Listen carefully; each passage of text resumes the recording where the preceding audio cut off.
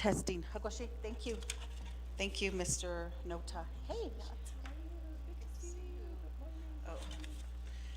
Yat e bene shik eshit na she ya Brenda Jesusian shiedo adon na enslini etsit na jinin shlon tore chini bashishin honagani dash chedo to hana e dash na la kota e ya dana sanado o masana nishle ado chewotso St. Michael's na e ya chishike do dishji de e ade she se kado she kon del clip between shnani do sha alchine bel Ado e ya a kodo e beshbas an nadinish la ben do jihigi aje tashananish and linigi ish ido a jehot soto telchin edot isi aha aje e ya shik e shit na banasha do at ende atlad ne zantin do nes not hot nas hata hot so do e do okumpanasha ado ya hidini do kodo di je ya kwage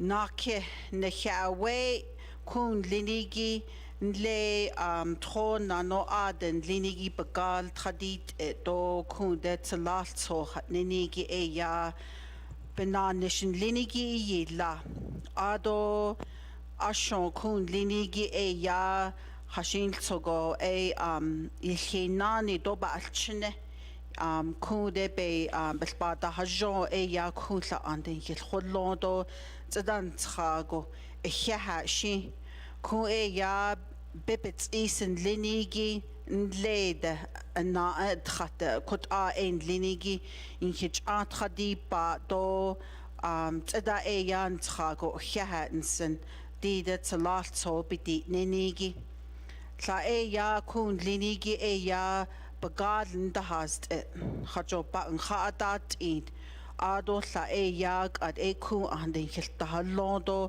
la en halchine Zelkage a kate and long a dishin the other bagadin nadat it. A kohodi benda e na kigon linigi e ya recognize that these need a large e ya Mr. Robert Smith Sr. Born and raised in Oak Springs, Arizona to Herbert and Maggie Smith. Robert is the 5th oldest of 12 children in his family. He attended boarding school in Fort Defiance, Arizona, and graduated from Winter Rock High School.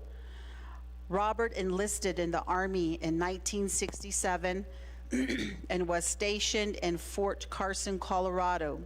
He served in the Vietnam War as an auxiliary infantry sergeant. He was in Vietnam for 10 months and 8 days. During his time served, he earned several medals of honor, including National Defense Service Medal, Vietnam Service Medal with a Bronze Service Star, Vietnam Campaign Medal with Device 60, Air Medal, and the Purple Heart Medal. Robert was honorably discharged in 1973, and I was almost turning 1 by this time. Upon his return, Robert met and married Margaret Spencer of Houck, Arizona. Both resided there and raised their 3 children, or how many children? 2 children, Roberta and Robert Smith Jr. Today, Robert continues to reside in Houck on his small farm with his daughter, grandchildren, and great-grandchildren. Robert enjoys ranching, working on his farm, and watching his grandchildren and great-grandchildren compete in rodeo and 4-H livestock shows. Despite losing his wife and son in 2020, Robert works hard to support his family and continues to be a strong advocate for the veterans in his community. Robert is currently a member of the Oak Springs Veterans Chapter and is working diligently to establish the Oak Springs Veterans Park in Bowman's Park in honor of his late veteran, Leo Chischili. Robert is currently active with the local Oak Springs and Pine Springs Veterans Community Association and the Oak Springs Pine Springs chapter. So at this time, colleagues, I'd like to go ahead and have Mr. Robert Smith Hagoshaja and then Roberta to come up here, and we would like to recognize you with a certificate of recognition from myself and Honorable Madam Speaker Curley. So or on that side? I'm sorry. Certificate of recognition is proudly presented to Robert Smith Sr., Vietnam veteran and Purple Heart recipient, for his dedication on creating a vision on establishing the former Bowman's Park, now known as Oak Springs Pine Springs Veterans Park, in partnership with the late Leo Chischili. The ECA Veterans Organization fully respects the contribution made by Mr. Smith, having to have served in the United States Army, a Purple Heart recipient, and as a member of our chapter veterans organization for many years. Mr. Smith is an honorable and respected community member of Oak Springs, Arizona. This certificate is presented on the 28th day of January 2025.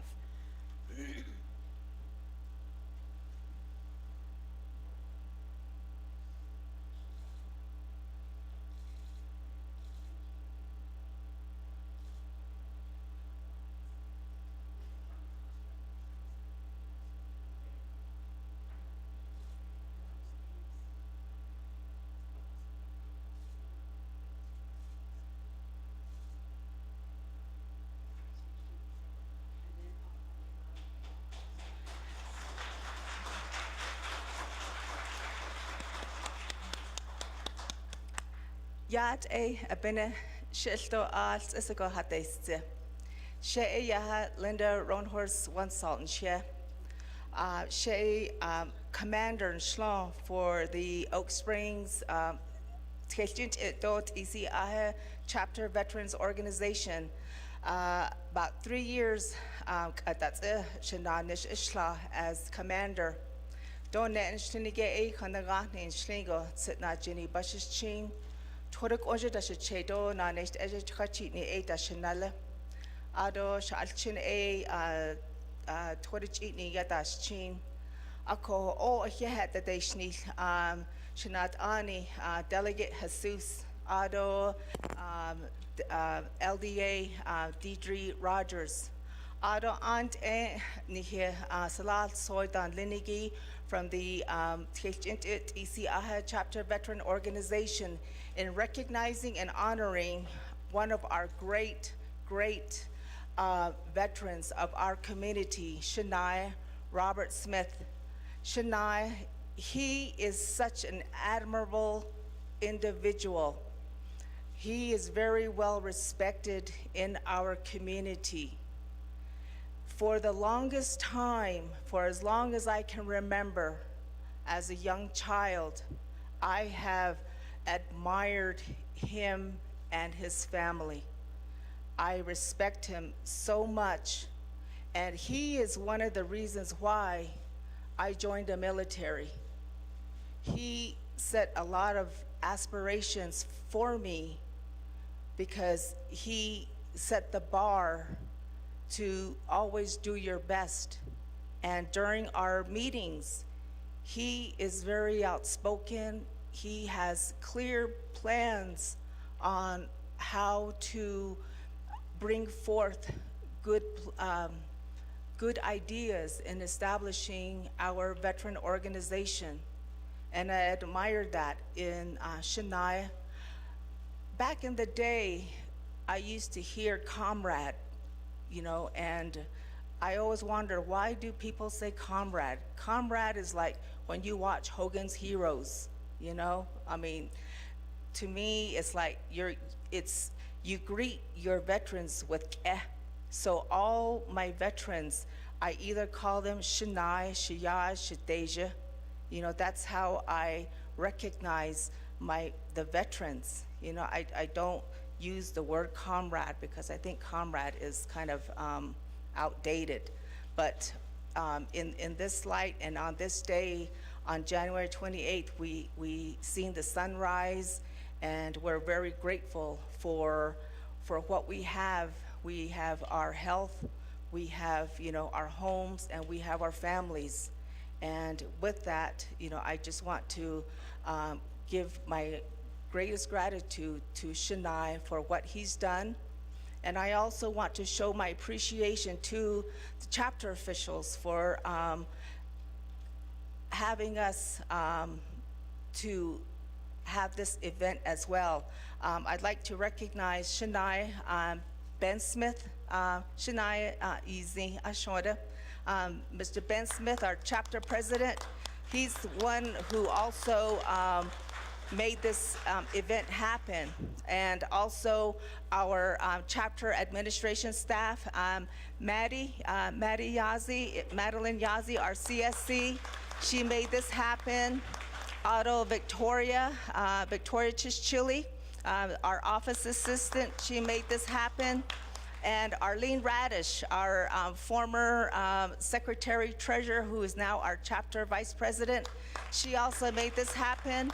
And she also is our chapter CVO vice commander. So she's our vice commander. So our CVO, we have women officers. And to my left, and I do apologize, I'd like to recognize our CVO secretary, Ms. Tina Yazzie. She's been very instrumental with our veteran organization as well. So yeah, Shadeja for being here and helping us celebrate this event.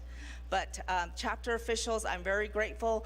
And it was the idea that, you know, most times when awards are given as well as gifts, you know, Pendletons are given, and what usually happens when Pendletons are given to recipients, you know, they're just put away.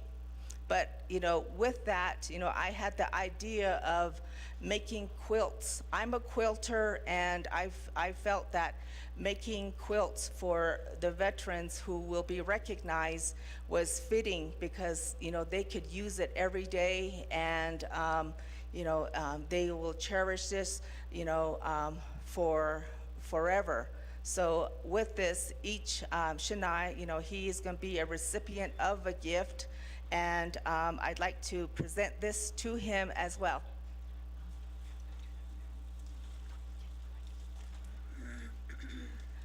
So Tina is giving the gift to Shania, so I don't know if they want to open up the gift.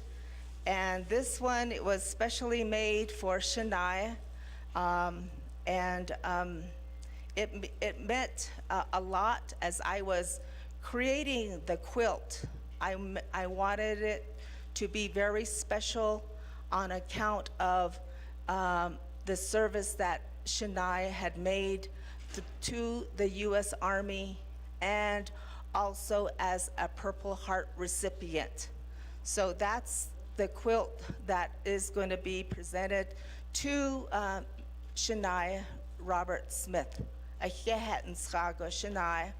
And thank you, chapter officials, for purchasing the fabric. And it was with love that I created this quilt for Shania. Thank you.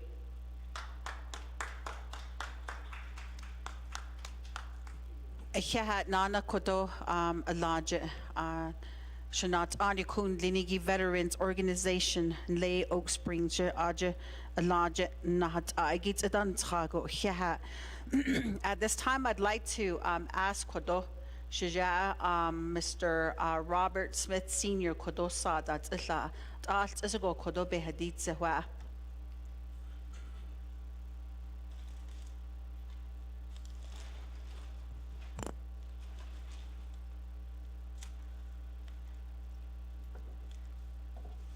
Yeah, quay hồn Tony, quay hồn ra đàn sợ bậy hồi gì gọi là bị sao hỏi gì, was joking in the shed, she not she had a Brenda, a what or a daughter that of no quiz conduct, what of a whole reason, because as up today, with the other it had shit with us, you can ask, on a very bit was Nene, the same red there, hard reason they are a cancel Leah.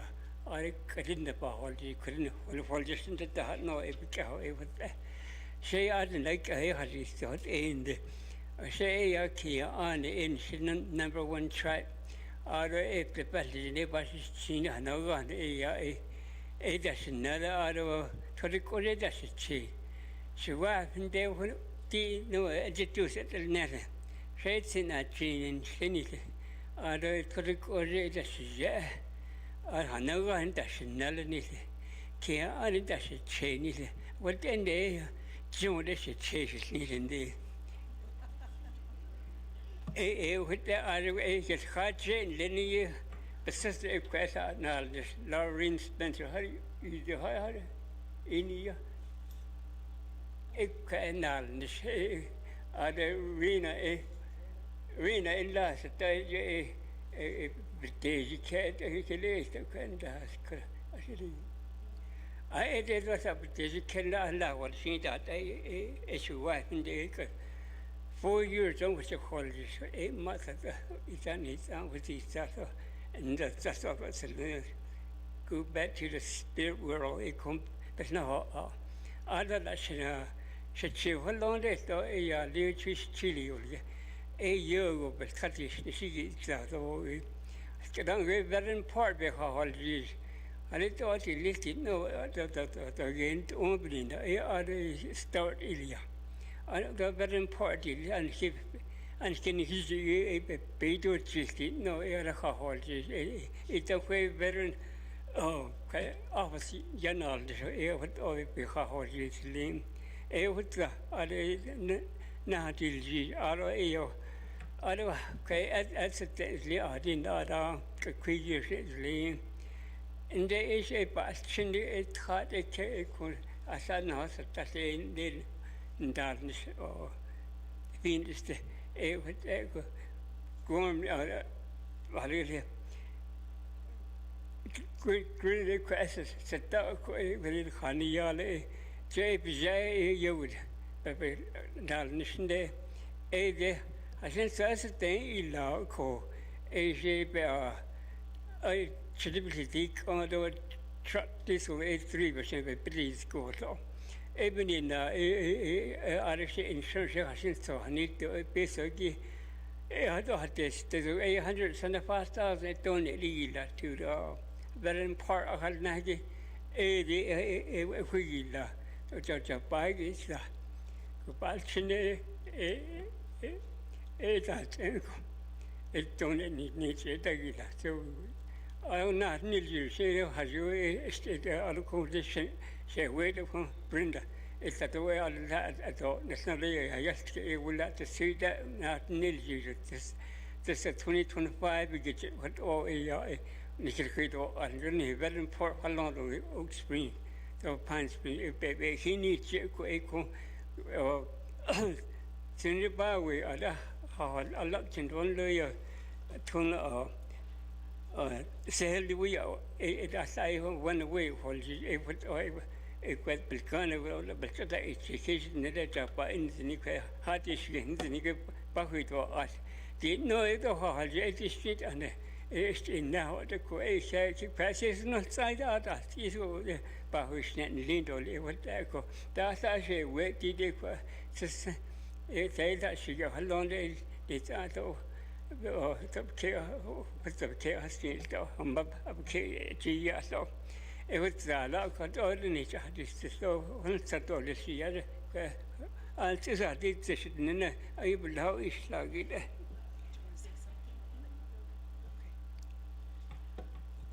Had Kodon Linigi, Nana Shaja, Mr. Smith. Although I want to thank the family on the south side of the gallery. I get Kate Naso Kagets Adan Trago Hahat.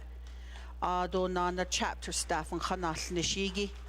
Yelto tsadan tshago hiahat to Maddie, Otto Inda Kodo Victoria, thank you so much. Otto, the chapter officials, Kodo, Mr. Smith, you really remind me of my dad. You're such a hard worker, and I just really look up to you. And you're a strong person, and you're and I'm glad to say that I have family there in Oak Springs.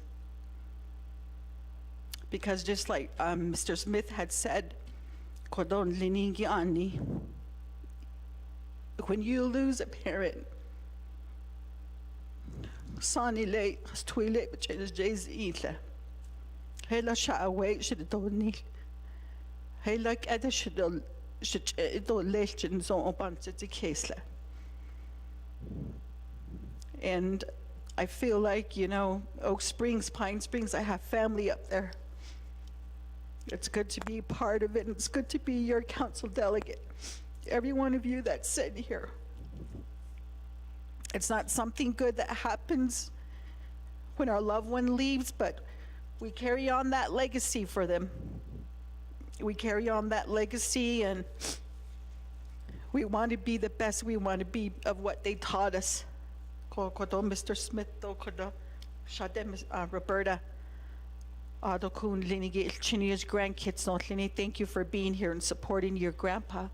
What I want to do is I want to recognize the late Leo Chischili and through her daughter, Kwaige. And after we recognize Mr. Chischili, I want everyone from Oak Springs to come here and take pictures with the individuals we'll be recognizing here this morning. So I don't know if you want to just have a seat here. So to our second individual we're going to recognize, and again his daughter Gwen Gorman is here. Thank you for taking this opportunity and coming forth and getting your late father recognized, Mr. Chischili. And even with the contribution that your family has made in the amount of $175,000 to go towards the Veterans Park there at Bowman's Park. So I just want to give a little overview of the late Leo Chischili. Leo Chischili was born September 29th, 1948 in Oak Springs, Arizona. In 1970, he was inducted into the Army, June of 1970, and served his country for 6 years. He returned home, married, and raised a family. In the early 80s, he began working for the Navajo Nation, including ONEO, JOM, and Navajo Housing Services, before becoming department manager for the Navajo Nation Veterans Affair. He served in his role for 20 years until he retired in 2008. He spoke at all levels of government on behalf of the Navajo Nation tribe, advocating for support services, programs, and housing for our veterans. After retirement, his unwavering dedication continued with his community, serving as the Veterans Commander for Oak Springs and Pine Springs chapter for several years. He also participated in the Community Land Use Planning Committee as president and secretary. He was in these positions at the community level where he and others began discussions about a future Veterans Park, a place where community members could come together and celebrate special occasions, but most importantly, honor all active and past veterans for their dedication to our country. On December 17, 2016, Mr. Chischili lost his life to a tragic car accident.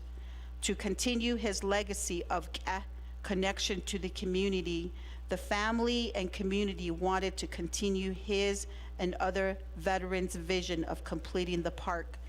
Through past legislation 0340-18, sponsored by former council delegate Jonathan Hale, and chapter resolutions. Funds were donated by the Chichili family to begin construction in late 2018. With our current council delegate Jesus and all the support and prayers, we know that the Oak Springs and Pine Springs Veterans Park will come to fruition. So again, I'd like to ask Ms. Gorman to come up here as we present a certificate of recognition on behalf of your late father. The certificate is proudly presented to Leo Chichili, United States Army veteran. Mr. Chichili has shown exemplary service in the United States military and great leadership as an executive director for the Navajo Department of Veterans Affairs and as a commander of the Techint and DC AHA Veterans Organization. Recognized for his dedication on creating a vision on establishing the former Bowman's Park, now known as Oak Pine Springs Veterans Park, in partnership with the veteran Mr. Robert Smith Sr. He worked tirelessly ensuring that Navajo veterans, surviving spouse, and Gold Star parents have a better quality of life. Now, his 3 daughters continue his legacy in supporting the Techint DC AHA Veterans Organization. This certificate is awarded on this 28th day of January 2025.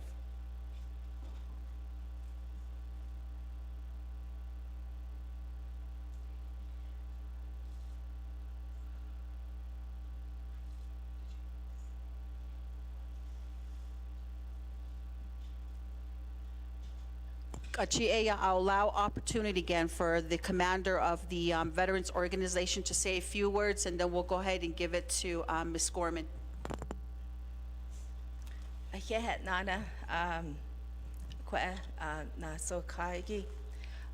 just want to express my appreciation to Gwen and to your family. Leo was my Che. And he taught me a lot. I admired his calmness and his love and dedication to the veteran community. When I was an employee of the Division of Human Resources, at the time, he was the director for the Veterans Affairs. I would attend the Human Services Committee alongside him. And, you know, I always admired his poise when the delegates, like young Jeff Tom, you know, those delegates, those seasoned delegates, you know, they were harsh. They were harsh. And, you know, and I would want to cry. But, you know, your father, Leo, he was so calm. He was so calm. And that's what I had admired about him. But what made me so proud was the fact that, you know, he was from my community. He was my Che, and he was also my commander. And, you know, with Shania, Robert, they had the vision of creating a beautiful park for everyone, not just our community members, but people passing through, just like what Shania had mentioned, the scenic byways of Route 12. We all want that to come to fruition. That's what your father wanted, and that's what I intend to do for the legacy that will be carried on, the vision that your father had. And, you know, I recall asking, you know, what, what, what, what made him want to have the park? You know, he had to have had an idea, and that idea is having, you know, the community be recognized worldwide. And I just want to thank you on behalf of your family, the Chili family, for your generosity and your continued support of our veteran organization. Without your support, you know, I don't know where we would be. Your strength, you know, your commitment to our organization means a lot. Just seeing your family at our meetings means a lot to me as a veteran. I know that he is still a part of us. He's always going to be a part of us. So I just want to say thank you. And as a token of our appreciation of our veteran organization, you know, we'd like to also gift to you and your sisters with the help of the chapter and the veterans community, some quilts. So if you would like to come to the front, I'd like to present that to you, Gwen.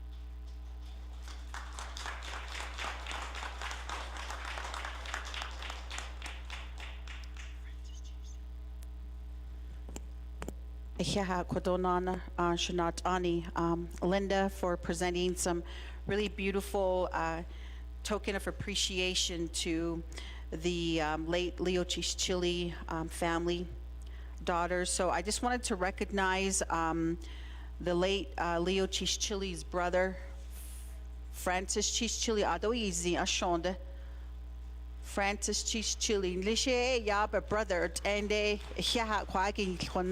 we'll come down and take pictures here in a little bit. So at this time, I'd like to yield some time over to Ms. Gorman for a few words that she wants to go ahead and share here this morning.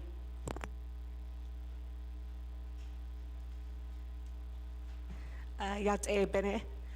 I just want to say, first of all, thank you for this special recognition for my late father, Leo Chischili, and for Robert Smith.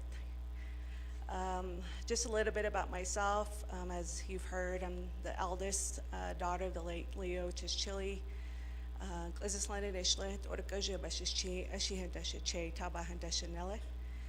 And I'm from Oak Springs. My dad's side's from Oak Springs, Arizona. My mom's side is from Pinon, Arizona. So I also come from a family of council delegates. My late grandfather was Clifford Beck Sr., former council delegate Victor Beck, and Larry Beck. So they were all council delegates that served here and were in this room many years ago. Also, you know, trying to advocate for their communities, and back then it was Pinon, Arizona. First of all, I just want to thank the whole Oak Spring community for your presence here. Delegate Jesus, Linda One Salt, just everyone here I'm so happy and proud to say that I'm from Oak Springs, Pine Springs, Arizona, because we are such a humble community. And when things get tough, when we're going through tough times, we all come together and help one another out. And I was able to witness this when I lost my mother, 13 years ago, and then my father several years ago. And the whole community of Oak Springs was there for me during when we lost our parents. And so it's been so nice to be back home. I moved home several years ago along with my younger sister Tanya, and we've been participating in all these meetings, Club C meetings. I'm a former Club C member, which was something I wanted to continue and be a part of since my late father was part of that. And then just being in all the veterans meetings. And so I want to just thank everyone here today, and again for Council Delegate Jesus, all the work she has done up to this point in trying to help us make this park come to life. And then I also want to thank my uncle Robert Smith here. He has been such a integral person in this whole process of this park, and even just to our family. He's been there, after my parents passed, and just checking in on us. And so I really appreciate that, Uncle. And so, in the entire Smith family, my sister Robert Smith, my other Uncle Ben, and so again, and continue to pray for all our council delegates, especially with everything going on right now, and pray that you all continue to work together to help our people. So,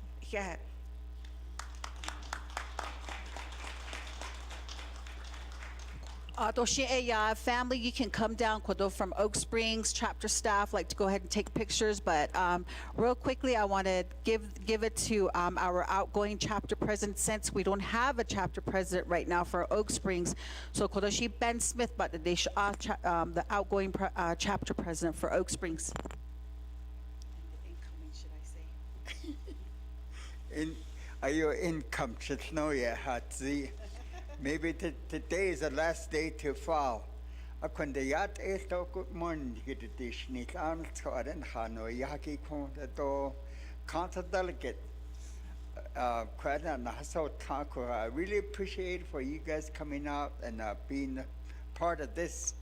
I don't the quay a hita so nidia sin John Haben hasta deep a lepin behot asa pachel naiko donan tago hinta.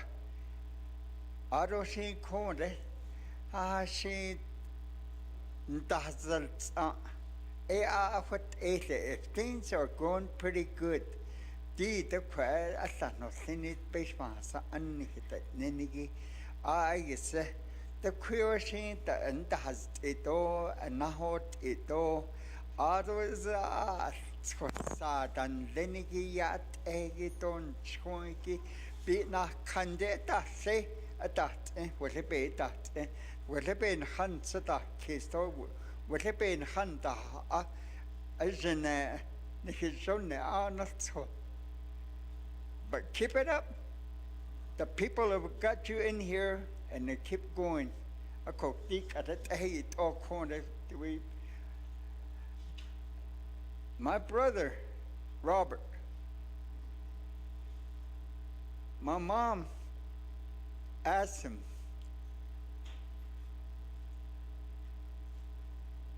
how it elan later and send you out there. You won't tell the people. Because in our Bible it says, I shall not kill. 10 commandments out over here. That's why he doesn't want to share the story of what he did out there. Ebenina, atata hosh yego, hit echa. If you killed somebody, benina in the prison, tahalo, and he doesn't want to talk about it. Ebenina, he nihito. We have all heart in it.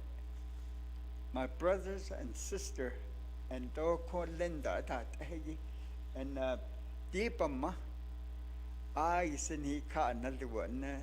He was there. He needs help. He needs cane. He needs Walker to walk, to come to the meeting. But he always brings food. Adich yanyo yo kasa. All the into Oloshi. Could it Janus? If we look at the eye, an eye from a person, in sick case, you put 8 years give it charge and that's all. I don't know all based on anything in Nassau Thompson.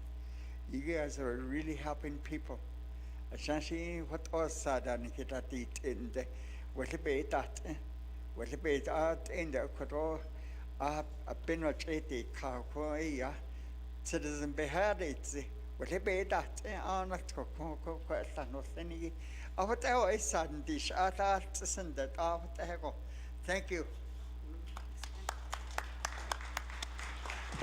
So just to the communities of Oak Springs and Pine Springs, I will be dropping a legislation asking for $550,000 from the Sehason Trust Fund that will go as matching with the $175,000 that was contributed by the late Leo Chichili and his family, and hoping that we have enough money to be able to get under construction according to the plans that was built by Wilson and Company. We got an updated amount. Thank you to my LDA, Deidre Rogers. She is so helpful in every aspect of me carrying on this delegate responsibility. So once that legislation drops, it has to go before several committees and I believe up to the council. These monies will be there until they're fully expended. So I'm really excited and hoping that one day that we will see that veterans part that everyone has envisioned within the communities of Oak Springs and Pine Springs. To the visionaries of the community for starting this vision for this Veterans Park.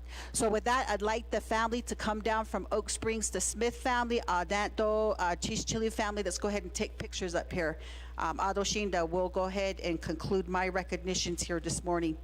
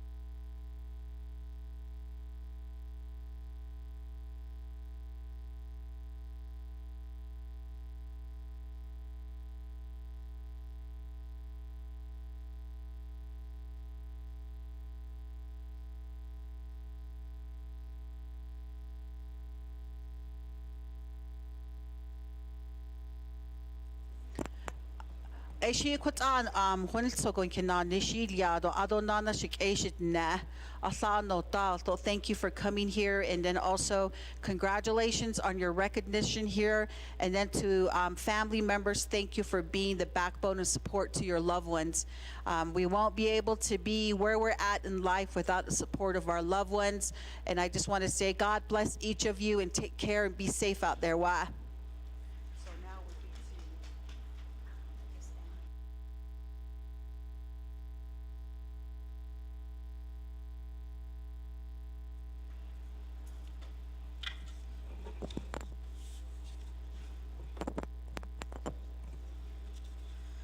Aroy. Let's see.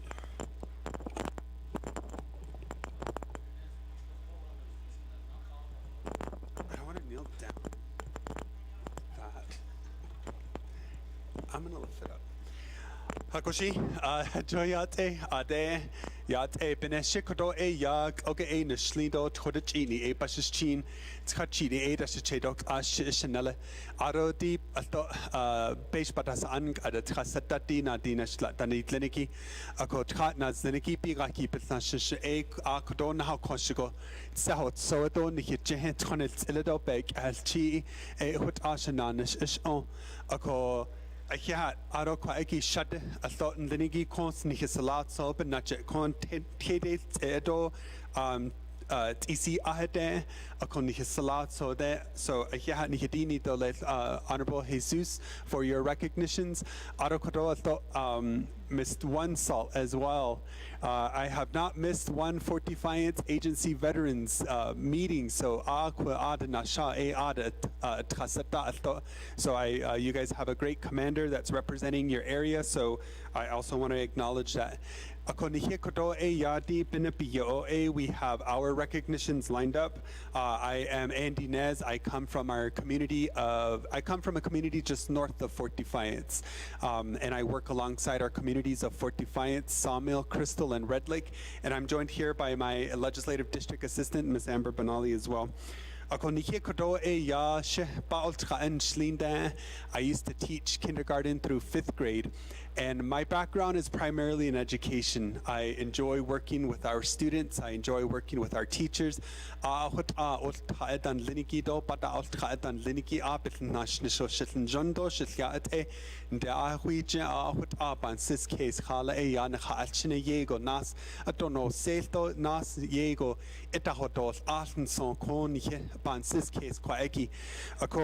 have a real passion for education, so it's something that is just innate. It's grown within me, and I continue to do the best I can to advocate for our students. We have 4 of our students here, and I want to give recognition to them. So if I can call you up, Renisha Leiser, Paige Harold, Tatum Curley, and Harmony Begay. Ashona, come on up, and you can just kind of stand right near me is fine. So these are our students who are attending Window Rock High School. Ms. Begay here to my right is attending Navajo Pine High School and attends to the McKinley Academy within the Gallup Unified School District, Gallup McKinley County School District. And so a quick story about the 3 that are making their way up here. They are a cool group. We got to know them very well. They're quite humorous, and every convening that we had was always pretty fun. But back in early fall, I got an invitation to speak to our Window Rock High School seniors. Ako ita e ya hut aden hadina thon ya halchinipje yan tietchit no hala e ya ne ade Otra atzil gotin to het ashinat abe hanegi nehadi lichit no e abiga dishno. I agreed to speak to our high school seniors at Window Rock. It was during their first hour period, and the next day I got an email from Miss Leiser, and she was moved by what I presented, but she also extended an invitation to work with her and her 2 peers on a project that they were doing to bring awareness to domestic violence. And so at the time I explained to them, I'll give you ideas, I'll give you suggestions and recommendations, but I'm not going to take over your project. Nihishi het ashi banso kesto het ashi nahat tano seno e abiga. She'eo akedo, if you have any questions, I will help address them. But di at eke talt el kwaetnasazo. So I shared with them, just take the lead. Tell me if you want to boss me around and tell me what to do. I'm happy to do that, but I'm not going to take over your project. This is your project. You guys extended it to us to help you, so that's what we're going to do. And so we convened every other week in the mornings. We would come to Winter Rock High School and have our convening, and we would share with them. And this was slated for the day of Shiprock Parade, Northern Navajo Nation Parade. And I explained to them that you might want to check with public safety because all of the resources may be going to assist with our Northern Agency relatives during the Shiprock Parade. But they were pretty adamant. They were wanting to pursue it. And so they went about to visit DED. They went about to visit Special Diabetes, Public Safety. And when we convened with one of our meetings, they told us they went to the Winter Rock detention center here, the facility. Mind you, this facility has been closed for about 5 years now. It's a condemned building. And they told us, they were like, we were moving weeds and nobody was here and we were trying to knock on the doors, and we had a good laugh about it because the building was closed. They had no clue about that, but it was funny because that's what it takes to be able to get your questions answered. It's what it takes to get the things that you're most inquisitive about. You don't rely too much on what you want to be able to hear in the world, in the real world out there. You have to be able to go to see the resources directly to get the information that you need, to get the answers that you need. So I commend the team here for putting together an exceptional event. We participated with them, alongside them, which is why I didn't attend the Northern Navajo Nation Fair Parade, is because we wanted to remain here to assist them with their event. They were there about 6 o'clock that morning, setting up, running back and forth, and just executed a well event. And that's the tenacity that we look for in all of our youth. That's the drive that we anticipate for them to carry forward. And they're all graduating this year. So I'm sure they're pretty excited about that. And again, we just commend the three of you working with your peers, your mentors, your parents.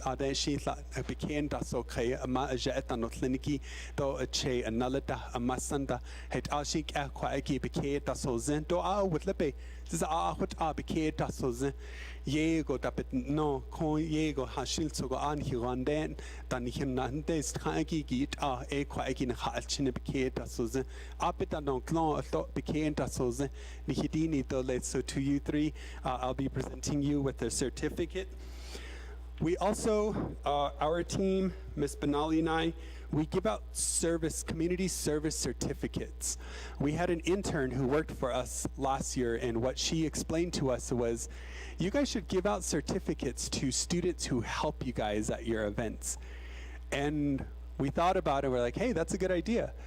Because when you apply for scholarships, when you apply for schools, you want to document the number of hours that you've committed to community service. And so alongside what we're presenting you today, you will also receive a community service certificate, so you can document the hours that you've also applied to our communities here.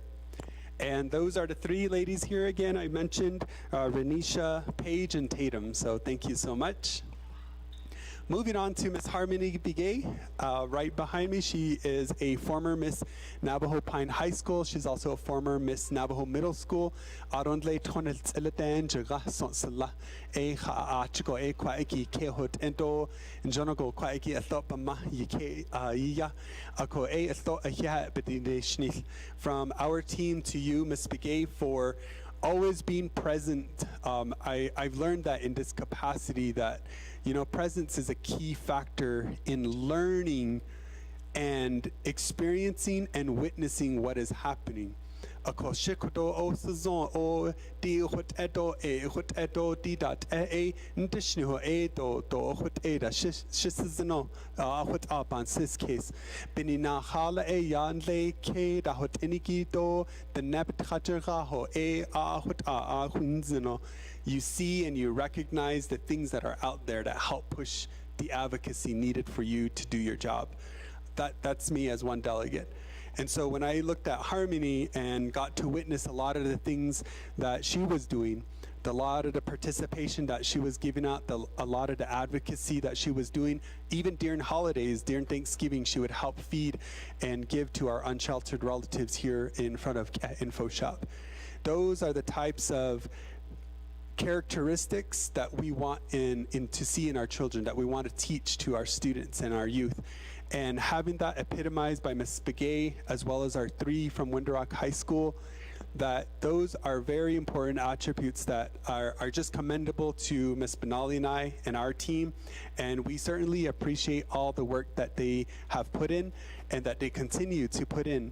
And being here in the People's House, I hope you all take a seat at this one of these benches one of these days, at the speaker's table somewhere, but don't forget to always find a way to contribute back to society.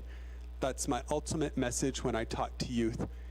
Some people think success is grand and it's going to these premier colleges and it's doing all these ecstatic things, which is great. But at the end of the day, if you're herding sheep for grandma and giving grandma her break, that's also success. If you're helping to raise your siblings, if you're helping at home to do certain chores, but you're still working hard, that's success. However it's defined for each of you, that's my ask today and every day. And to everyone out there, to your grandkids, your children,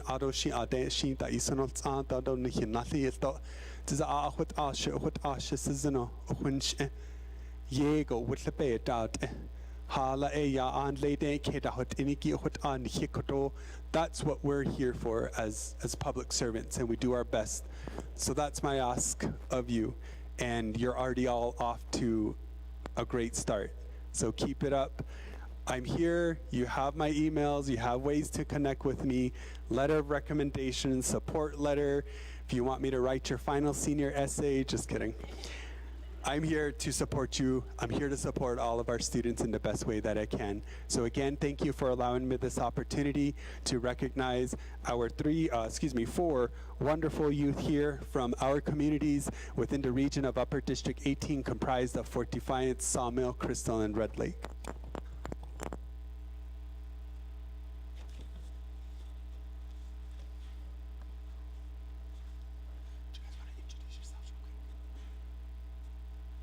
I'm going to allow them to introduce themselves really quick.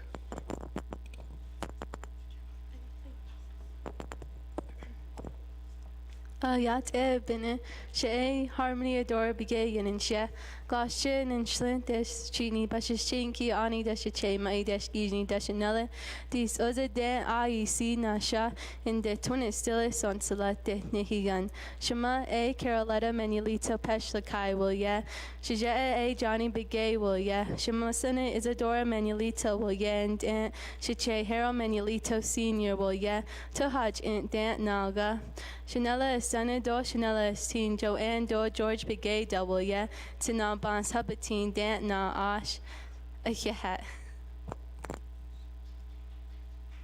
Hakoshi Ahia. And families, if you want to come down to take closer pictures, this is your house. You can come on up and take some closer pictures if you want. Ade. Yat shake do shana sha Patreon is ye. Tabahen is left the Asian Bashis Tachini does a che to the Genie Dasanala, she a picture or she kate. Oh my god. No, Asian Bashis Tachini does a che to the Genie Dasanala, Fort Defiance de Nasha, Shamato a Shirley Brown, Dutch Kona Hero, yeah, Ota Innocent Window Rock High School, Yenis, yeah.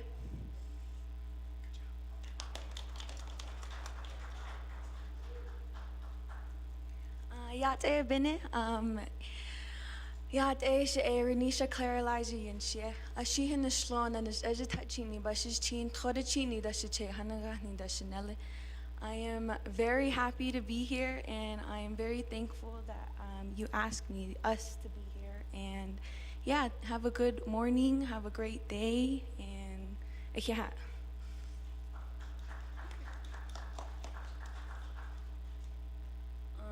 Hello, my name is Tatum Curley.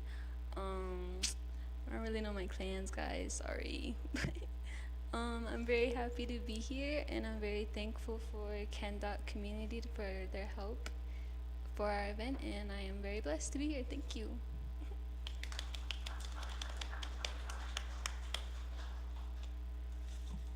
They're all shy until you get to know them, then they're all mischievous. Just kidding.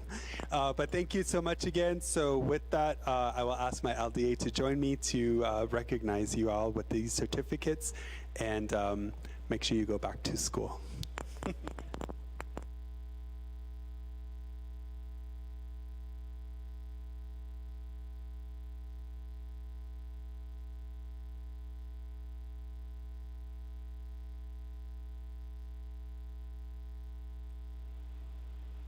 Okay, first up, we have Renisha Leiser. Yeah, just in the front, and we'll join you up there.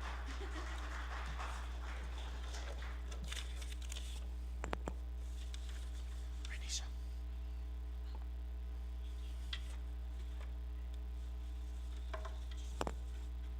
Next up, we have Paige Harold.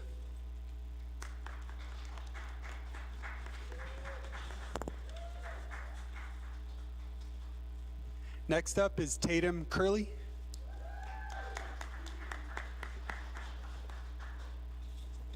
And last but not least, Harmony Bigay.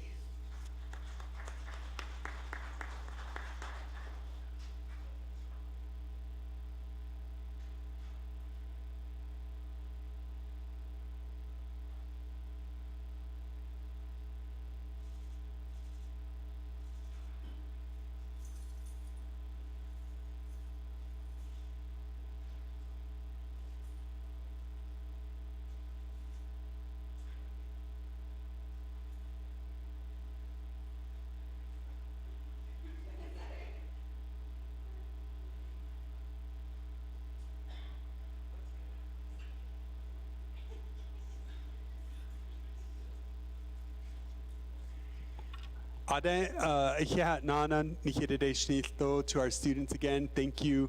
And that will conclude our recognitions this morning. Ihiat.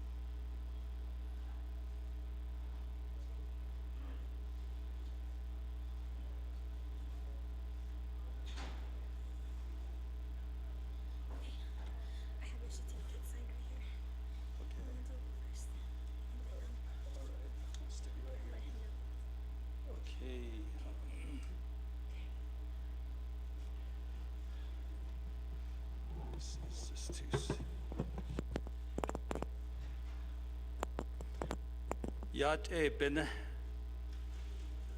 Ashkoditsa. Here in the dish, Nithanol Skokodo, Atlano Linigi, Aron the do, Oja is the do, Kodo recognition at Ninigi Kodosa Schleto Lith. She Yadi the Lay Kode Ha Adeona Shahanley, San Juan River Bigate. Bluff, Utah, that Nende, she Yadi courtesy Anito and Shiado a yat Ashin to the Chini, Bashindo Topa, or Zetopa a yat Dashanal. A Kodia yad Kanakishnach, baseball an Shlon, Kudo a Mexican water, do Red Mesa, Anatho, Tinas Pasto, Sweetwater, Eya Kodo Ibanasha. I represent those chapters, 5 chapters. Ako Eya Edina Nshia at Ehin Jonigi E Bich Al Nehi Jo Eben Ye Nasha to Adonda E Kodo Eya Kodo nephew Kodo Shi Eya Captain Alonzo Tutsohni. Haliago e Kodon ke away a Kodon hit Hatona Ra e. He na chidigi didn't lay no Satan e ya Bija to Ilhaje to Alsko did it Nash doesn't hope on Linigi Adigo e. Did it he not chid Kado that Lotto Bell race to the Celebrant ride in that. Oh, you go a ya. They're champions. Adon the AD the Kodo Daikato e Yashja e Ado e Nagago e Adego AD Clean Yinla, because it bluff Utah. Adon the AD the Clean Bain Yadaho Jonago e Clean Del Tihidat and it all clean al gate that Adon the Clean Bacado and Spikashibena and Sto. Alts Hosibena and Nishko, Aya Ebada needs Zido in Jonago Aya. Thi Nitan Nego, Lady Hall Gis, to a Di Ani a large season go Eban Sea case, a shibin in Aya Di Lay Di Seal Bakai, that largest is lay livestock. The district grazing committee in Schlinde so it did nephew Bija Bedago Alvin's Totso Nihelia district grazing committee in law Edo Abits honored or you go district grazing committee said Lee Ado and the ADC Basahalo Alshono ADC had Lay or Yunda chose or Lahada is chose the hat no. So you guys got that I don't the other episodes and hello, the then laid in it or Sanda del Doko Concho be so for the Zenedo, the way so deals in analysis of me. To 8 Arango a Benat the Skidden Lego and then that's Cardi, the Clinch 8 Abans in case of the snow. How do you think about these horses, overgrazing and all that? It doesn't bother me because horse is the #1 livestock. That's what they said.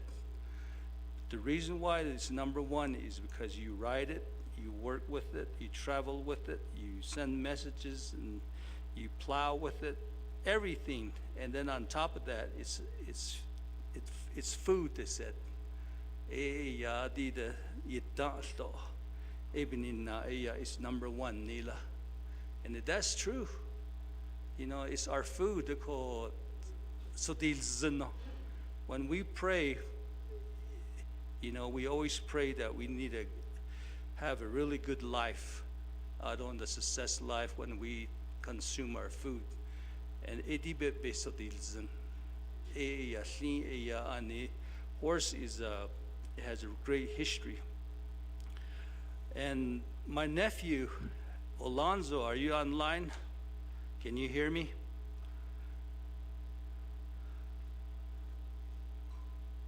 Alonzo? Did it, Bija Paul Totso Nihelia. He's a saddle bronc champion. He was my teacher. I used to ride bulls, and I used to ride bareback, and I used to ride saddle bronc. A lot of these riders that I compete with, they're small. Like that's how they are. And at these rodeos, the only way that I win is when they all get bucked off. but you know, it was just fun sport. And so, Alonzo, Captain Alonzo, can you hear me? I think you're having an audio problem here. Is there a technician here? Dia ya olya, Captain Alonzo Totsoni. He is with a military Equestrian Foundation, the non-profit organization, AJ 501c3, AJ Polo, Veteran Military Army Polo Team with the United States Army. He has a recognition from his director, Alexander Jenkins. AOU support he's really a proud support recognitions of achievement of his reflection for his hard work.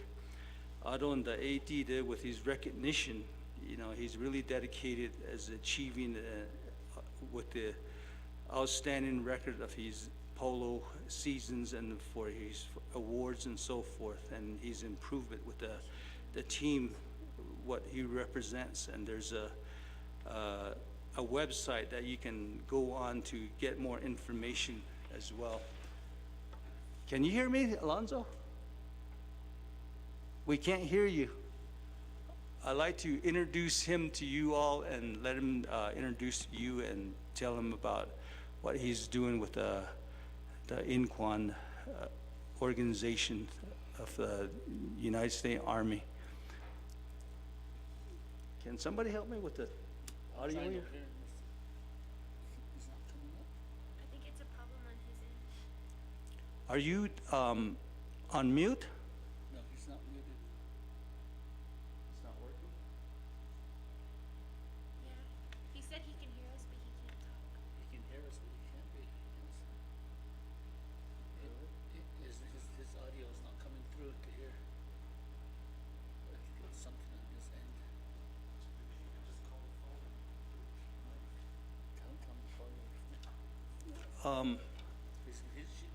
We're gonna call, have him call Caden's phone. Let's put the phone back.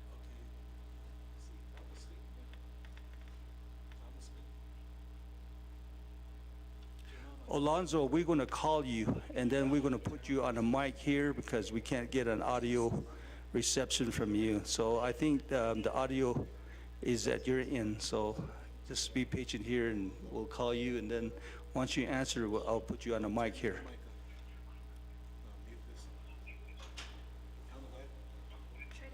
Try to talk again. Can you hear me now? Yeah, we can hear you. Okay. So I'm going to start. Thank you for the introduction. I can't see myself in the video, but nope.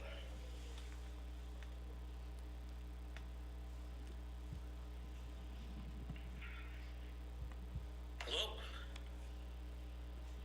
Yeah, we can hear you.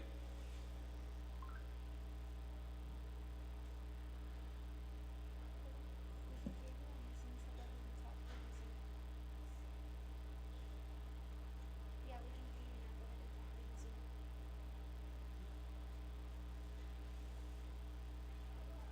Yeah, go ahead and just unmute. Okay, can you hear me now? Yes.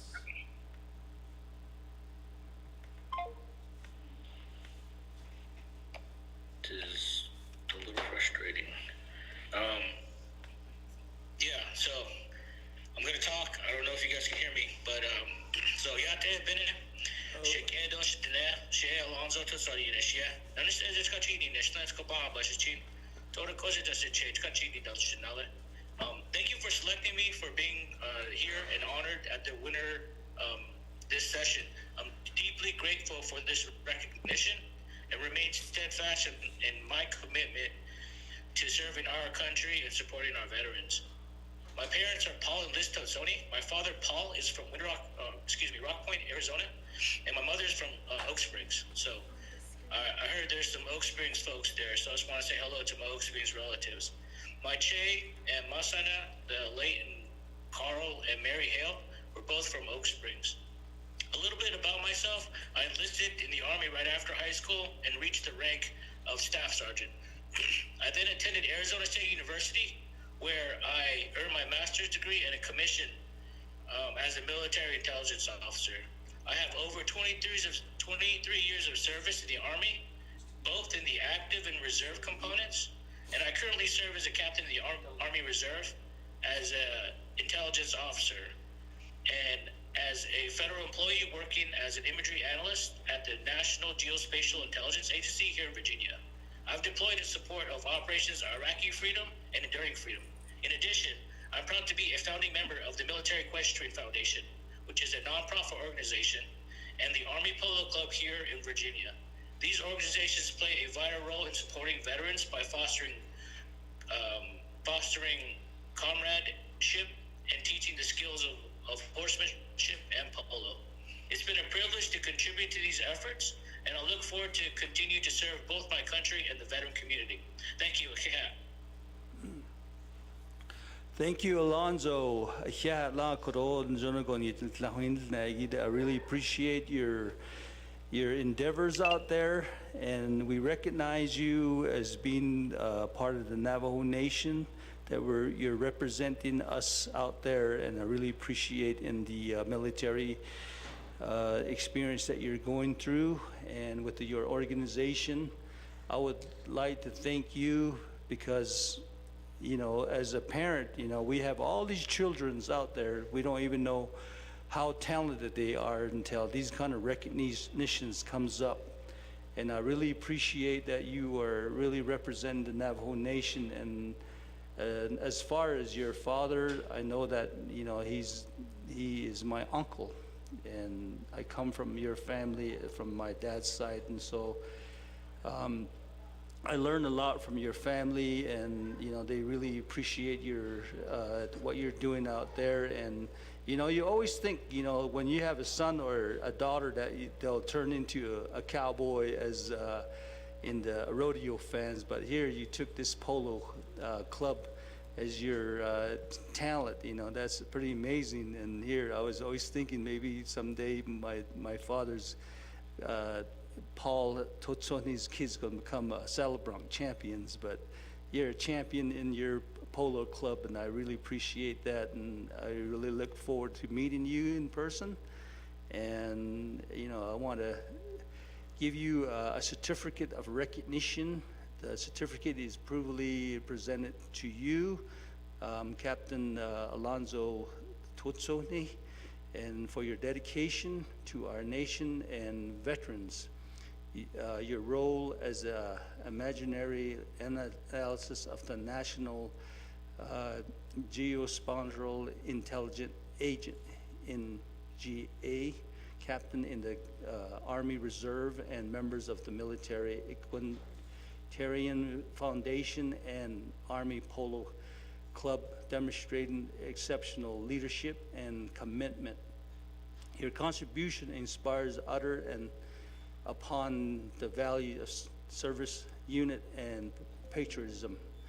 This award is presented to on 28th of January 2025, and we have Honorable Madam Speaker Crystalline Curley signing it, and here I sign as your Honorable Consul Delegate Curtis Yanito. We will be sending this award to you, and I want to recognize you as being a patron and for the veterans of the Navajo Nation. And I am part of the standing committee for the health, education, and human service that we oversee the military organization as well. So I really appreciate you for being part of the organization that you're doing and the sponsoring the veterans out there.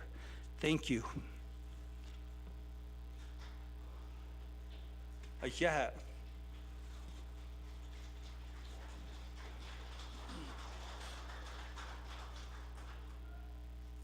Thank you, Lonzo.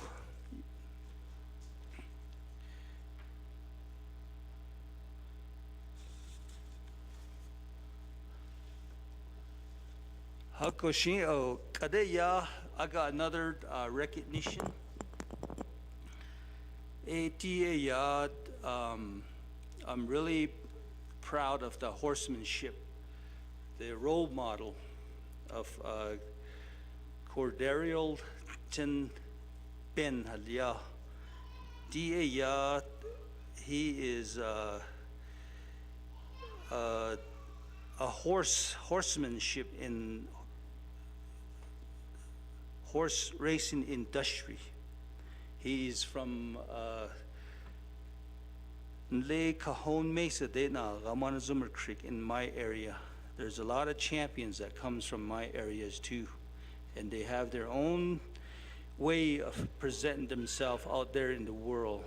And he's a graduate from White Horse High School at Montezuma Creek, and his profession in equine horse racing as being a jockey. And then he's the only full-blooded Navajo that's in the horse racing production.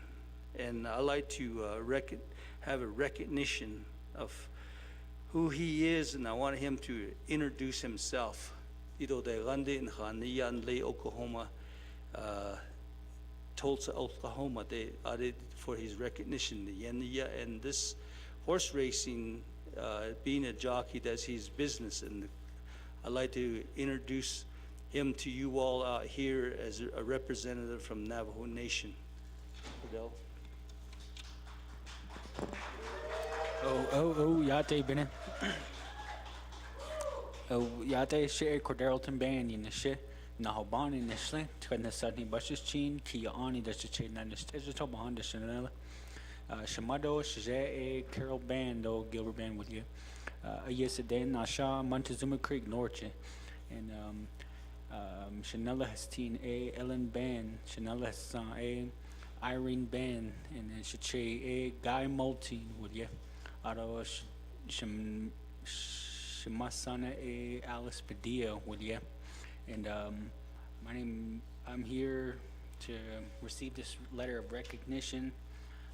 Been horse racing, and I also like to thank the council delegate, Curtis Unito, and all the council delegates across the Navajo Nation, and our president likewise as well, Boo Nygren. I appreciate everybody that has come around today to celebrate this moment with me. I'd like to thank my wife, my mom, my dad, my brothers and sisters, and all my relatives close, far, and near. It's a great honor to receive this letter of recognition. Everywhere that I go, I hold the Navajo Nation close to me, and I represent us proud. And I've been horse racing for 11 years now, professionally at a professional level. Up in 5 years now, I've been ranking in the top 50 in the nation, and there's about 5,000 to about 7,000 jockeys across the nation. And so last year I ended up 17 off the wins that I accumulated for the year, and I was 32 off money earned for the whole year. And I've been doing this professionally for 11 years now.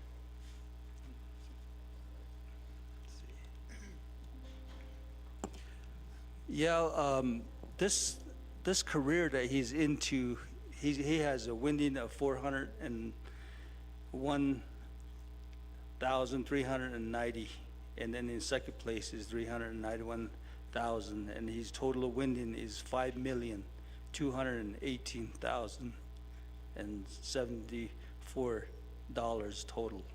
That's a lot of money. Get your kids into this thing, and you know, there's a lot of recognition that needs to happen to all our children out there. And there's a award. He has a beautiful buckle right here. I'm really jealous of that buckle right there. And I like to, his father is Denton Ben. Can you raise your hand? Gilbert Ben, yeah.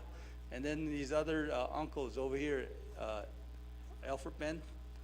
And so the supporting, you have family here too? Okay. Yeah, the family's all here. Thank you for supporting your son here, and I really appreciate. And he's my Nali too. Yeah, I'd like to give a certificate of recognition The certificate I've proudly presenting to Cordarrelton J. Ben to represent and being a role model for our people across the Navajo Nation.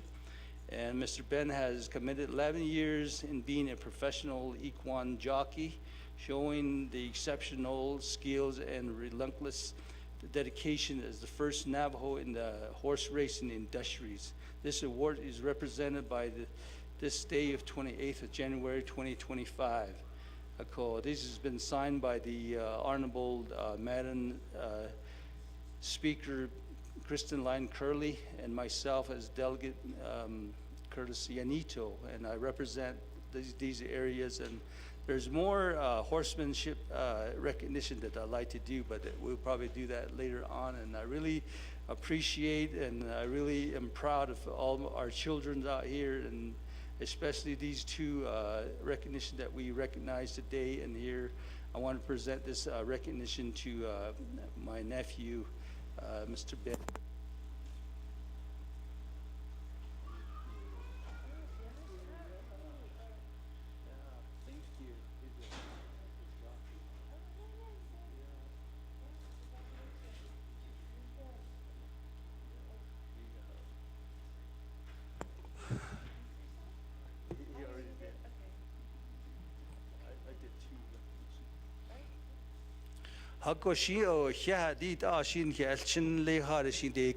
Please bring him over, and we have a lot of talents out there that we like to recognize. And we don't know about all our children out there, but I really appreciate what we're doing here as Navajo Nation Tribal Council to recognize our children out there, to be our role model in our future.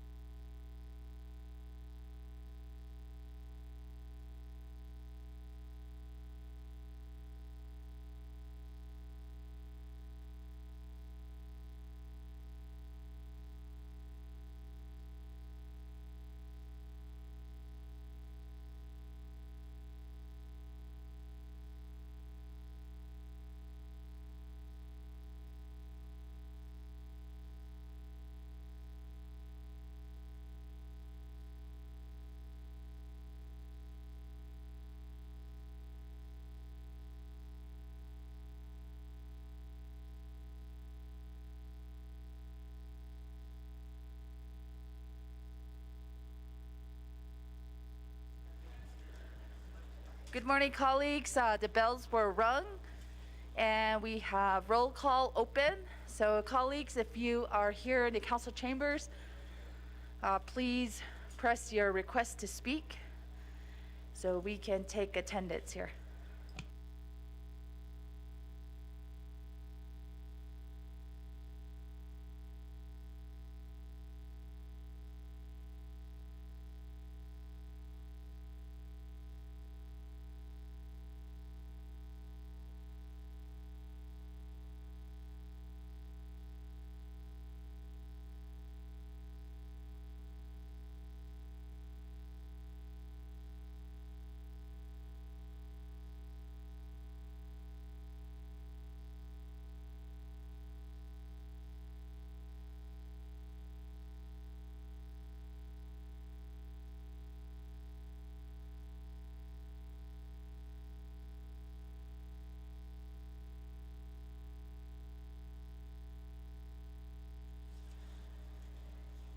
And colleagues, we do have 16 members present here in the council chamber, and we will reconvene here at 10:05 a.m.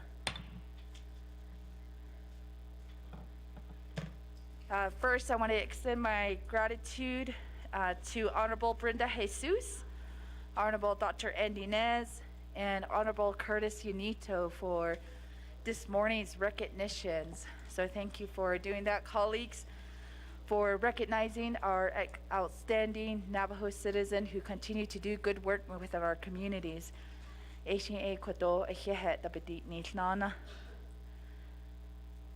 And this morning, if we could be joined for invocation by Pastor Jerry Chi, if he's here with us.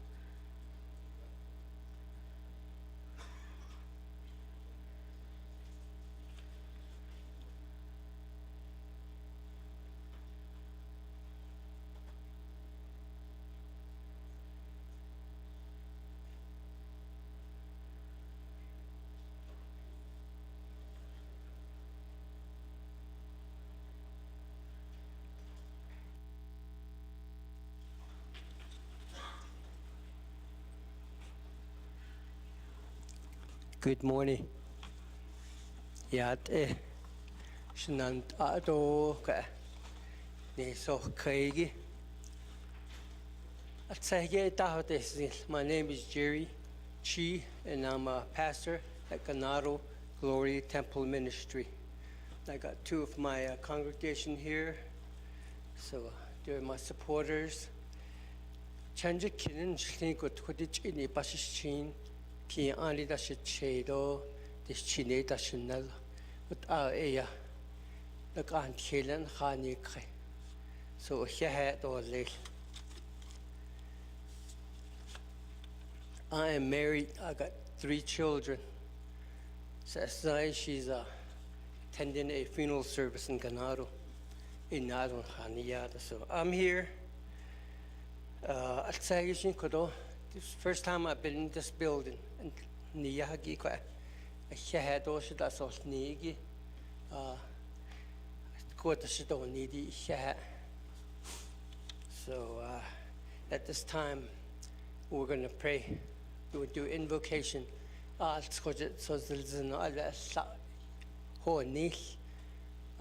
going to do a scripture. John 14:14. Ania, you may ask me for anything in my name, and I will do it. That's what we're going to base on. We're going to ask for some things through the new year that we are facing our challenge. We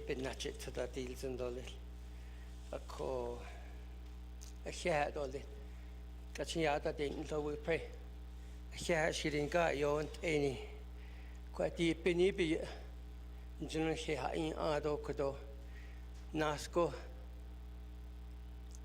chitail in chidanil ego to nashol jishol chirinka. We're honored. This is the day that you have made, and rejoice and be glad in it. We come before you, Lord, with hearts full of hope, Grant us wisdom to make choices that honors you and open doors to a new opportunities that aligns you with your will. We need your presence and your power to be displayed on our Navajo Nation, our Navajo Nation government. We need your unity and your direction to our Navajo Nation leaders. We need your wisdom to guide us and your spirit to lead us. We need your guidance and spirit to lead us in our Navajo government, the nation. We believe that it is not by might nor by power, but by your spirit that you make a difference in our world. We pray for all those in authorities, every leaders here. We thank you. We pray for the veterans. Some are, they went through service, and then there's some are still out there. We pray for them. We pray for protection over them and their family. Our first responders, they and then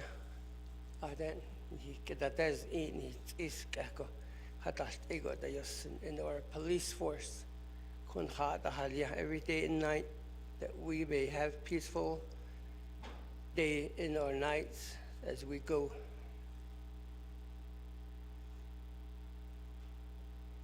Bless all the people here with us in this building. Bless us, Lord. We ask you, Lord Father, for your protection, your love, and guidance through this day as we open the session. And bless everybody that here in the building. These are the leaders that's been picked by the people, and they will lead and give it back to the people what they need. We ask this in your Son's name, Jesus Christ. Amen.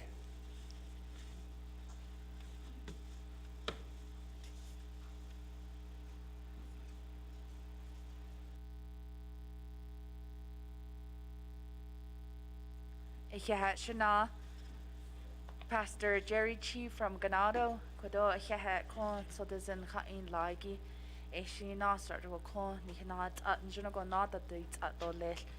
Ado Aden Hityaho Yahagi Ilto, Yat En Gideshni Ilto, Adet is not Agi Ilto. And just for housekeeping rules here within our council chambers, we would respectfully ask to remove your head coverings and also your hats, sweater caps that you may have on, and also to silence all cell phones or tablets that you may have. Kodoshi, this is a respect here for our colleagues who will be debating these legislations today.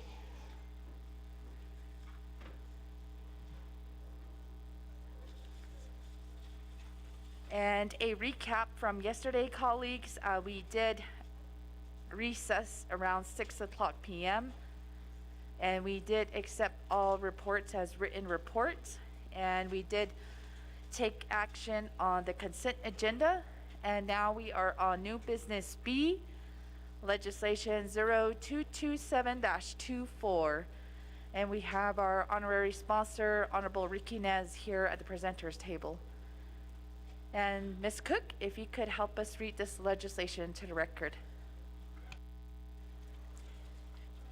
Madam Speaker and members of the Navajo Nation Council, this is legislation 0227-24, an action relating to Resource and Development and Napakiatit Committee and Navajo Nation Council, approving an amendment to BIA Oil and Gas Mining Lease 14-20-603-270 between the Navajo Nation and the Navajo Nation Oil and Gas Company and ST Oil Paradox LLC for certain trust lands in the Red Mesa Chapter, San Juan County, Utah.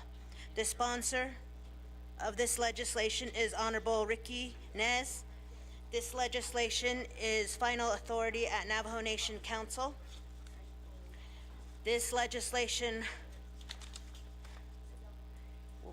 came before the committee, or excuse me, this legislation had the 5-day comment period that started on October 7th, 2024, and 5-day period ended October 12th, 2024. It was introduced at Resource and Development Committee with one amendment on October 14, 2024.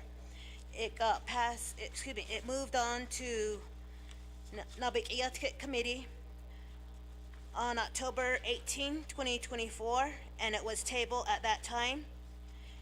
It moved, and then there was another meeting, still at Nabiq Committee on January 23rd, 2025, where it was passed and referred to Navajo Nation Council.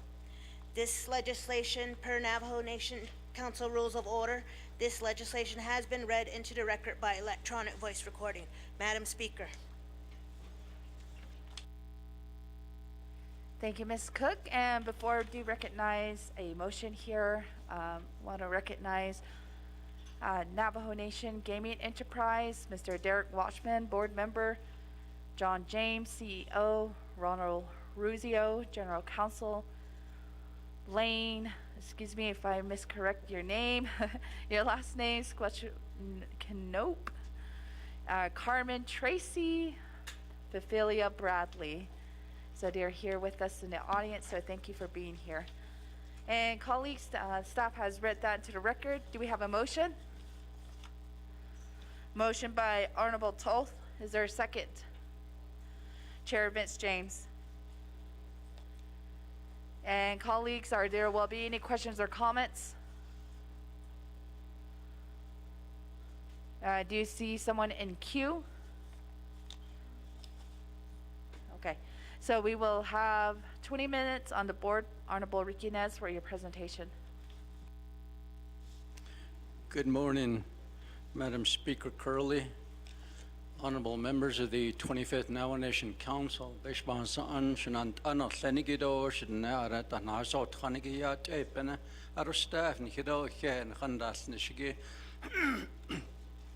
Rick Nez and Shia O Zaid Kachini, Bashishin, Sanabit, and Dashichedo, Kia Ani Ed, Dashanalahot, and then Slido, Korobert Danasis, 20 my agents will be the Navajo Nation Oil and Gas Chief Executive Officer, Mr. John Brooks, to my left here, to my right over here from Navajo Nation Minerals Department, Ms. Rowena Chermaya. Hot Krosh agents and Dido Leto Lato, Nabados Kidoshinat on Hichahanat Zito Lel. Elijah Gilsa, a Hen Sago, Navajo Nation Oil and Gas. At Dada, Gian, Begin no Lado, the Neta Iyato, Babe Nacha, Yat Echo, Chana Tashi, La Con, a co here, a quaggy. Legislation that is before you, 0227-24. The title of the resolution, an action relating to Resources and Development Committee, which they already approved this legislation, and Bikiat Committee, they also approved this legislation and went forward. Today, it is before you for final vote on this legislation. This is approving an amendment. Nila Sabetan Hadit Ahe. Neredan Shibela Zlegi Amendo Nis to BIA Oil and Gas Mining Lease 14-20-603-270. Between the Navajo Nation and Navajo Nation Oil and Gas Company and ST Oil Paradox LLC for certain trust lands in the Red Mesa chapter, San Juan County, Utah. Nereda table Elia Ado December 3 ben yet table Elia Nil so Ziki Yaha Mr. Delegate Yanito wanted a community hearing, public hearing. So that took place December 3 at Red Mesa chapter.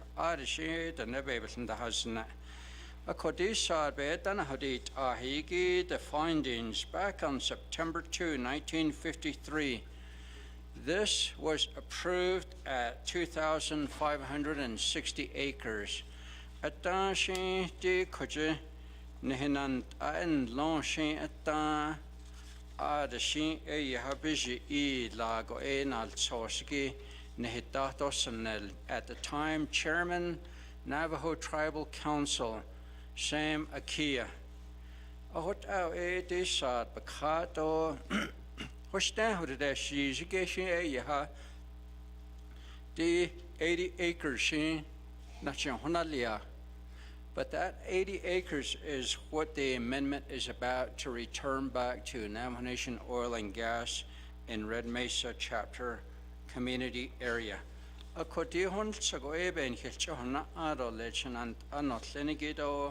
would like to give some time now, Speaker, to our Navajo Nation Oil and Gas CEO, Mr. Brooks. Thank you, Honorable Delegate Nez. Just to encapsulate what we're asking for and to refresh who we are. I mean, we are the nation's oil and gas company. And one of our, we have a fairly simple mission statement, and that is to be a responsible steward in developing the nation's energy resources, and two, better the lives of the Navajo people. And one of the ways we do that is making investments that comprise significant capital and an element of uncertainty and risk. So we will deploy risk capital to go drill oil and gas wells for the benefit of the nation to generate a risk-free, cost-free revenue stream to the nation. On the lease in question, over the last 20 years, the royalties on this lease have generated over $5.1 million in revenue to the nation. We would like to continue that. We would like to drill another well there to continue to grow that stream of income and extend that lease and the revenue of the royalty generated to the nation. Thank you.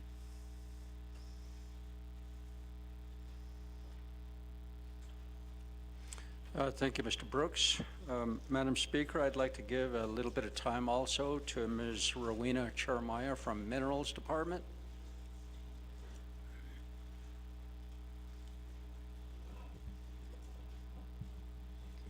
Good morning, honorable members of the 25th Navajo Nation Council.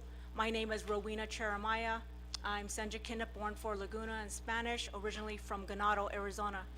It is truly an honor to present before the 25th Navajo Nation Council. The Minerals Department has been working with Navajo Nation Oil and Gas Company since 2011 to attempt to amend the subject lease number I refer to as 270. The Navajo Nation Oil and Gas Company has been a diligent operator, and this has been something that the Minerals Department has kept record of since its inception in 1985. I believe that the environmental assessments and the proactive activities that Navajo Nation Oil and Gas Company has performed in advancement of going before the Navajo Nation Council to amend this lease shows NOG's due diligence in performing what it needs to do before it actually comes before Navajo Nation Council for this amendment. It has been stated that this lease amendment is for 80 acres. It's to add back the acres that were part of the initial lease acreage of 2,560 acres, bringing in this additional acreage will allow for additional royalties to be remitted to the Navajo Nation, as well as additional taxes. This is something that the Navajo Nation Council has been advocating when it talks about additional revenue to the Navajo Nation. Thank you.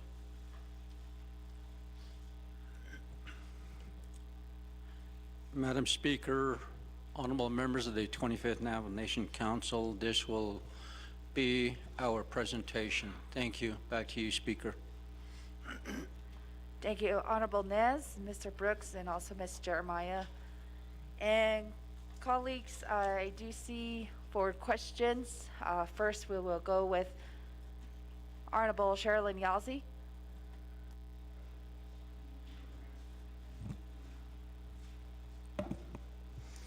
Good morning, everybody that's here. I hope you're safe and well. Those that are listening again online, thank you for being here for our second day. So my concern and my question would be, it appears when there's many individuals and delegates that would support the legislation, so it appears that we will end up passing this legislation and we would be falling in line with the current administration in the sentiment of the drill, baby, drill. And so to me, it would open up the doors for also helium and hydrogen, which many of our communities still have concerns about. How has that been addressed in the communities? How are we talking with the communities? Because it would impact the funding that we would be getting, also the water. The main issue would be our water. I would like to know what your plan would be moving forward, how you're going to address that. The other question I have is, Ms. Jeremiah, you mentioned that BIA has been monitoring the activities with the NOG. Can we receive those reports? I would like to see how that monitoring, what those reports have looked like. And those are my questions. Reserve my time.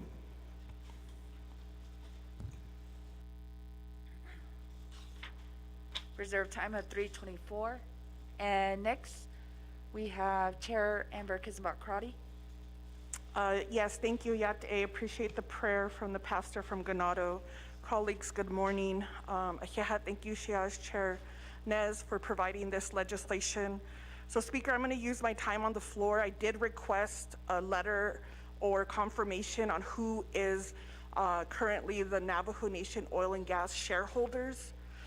When do they meet, and how many of the shareholders are currently receiving a stipend, and at what rate? And if travel is required, then if NOG is providing travel to those shareholders. I did request this information, so I hope that staff was able to gather. So in using my time on the floor, I wanted to reiterate that was a request that I believe I still haven't received. The second area is the reason why I'm continuing to push back on this legislation is Navajo Nation Oil and Gas is not only a company, a Navajo Nation company, but the Navajo Nation also represents its people. And what I haven't seen from Navajo Nation Oil and Gas, at least in the last, since I've been a delegate, I was a former shareholder, and the role of the shareholder is to build up and select board members that convey those qualities and what we need to have a successful oil and gas company. And my concern is if the current board members continue to bring in the community and have discussion with the community as a collective. I experienced this from oil and gas, my colleagues, back in 2022, where oil and gas came in and promised a lot of services to the community members, but I'll say on the record, their lawyers would not put that in writing. the company would not put in writing how they were going to support the community. And so I have concerns on what you're promising impacted community and actually what the company will provide. When we're talking about Navajo Nation revenue, if it's taxes, if it's your PIT funding, that comes to Window Rock. What is the company going to do for the impacted community there? If this is a long-standing site, I should already see a history of how oil and gas has been part of the community in partnership, dealing with if there's contamination, oil spills, contamination of the water, dealing with the people in terms of it's impacted. That should be reflected in this legislation. So at Nabakiatian, there was a lot of questions that were posed. So I'd like to get a copy, Speaker, if any of those questions were answered that was passed by the Nabakiatian committee. Because what I haven't heard is if we need to change Navajo Nation energy policy to say, I would say that Navajo Nation companies should lead the way on how to protect our communities with industry that has directly impacted them. Yesterday, we had the uranium miners and their families out here in front of council. And so I believe at this time, and I'll say this, the shareholders select board members that govern this company. What values do they see in those board members they're selecting so that we can see a company reflect the values of what we're hearing from our people? And they want to know the status of their health. They want to know how this is impacting their health, their water, their sheep. And so I'll reserve my time and wait for that information. Thank you.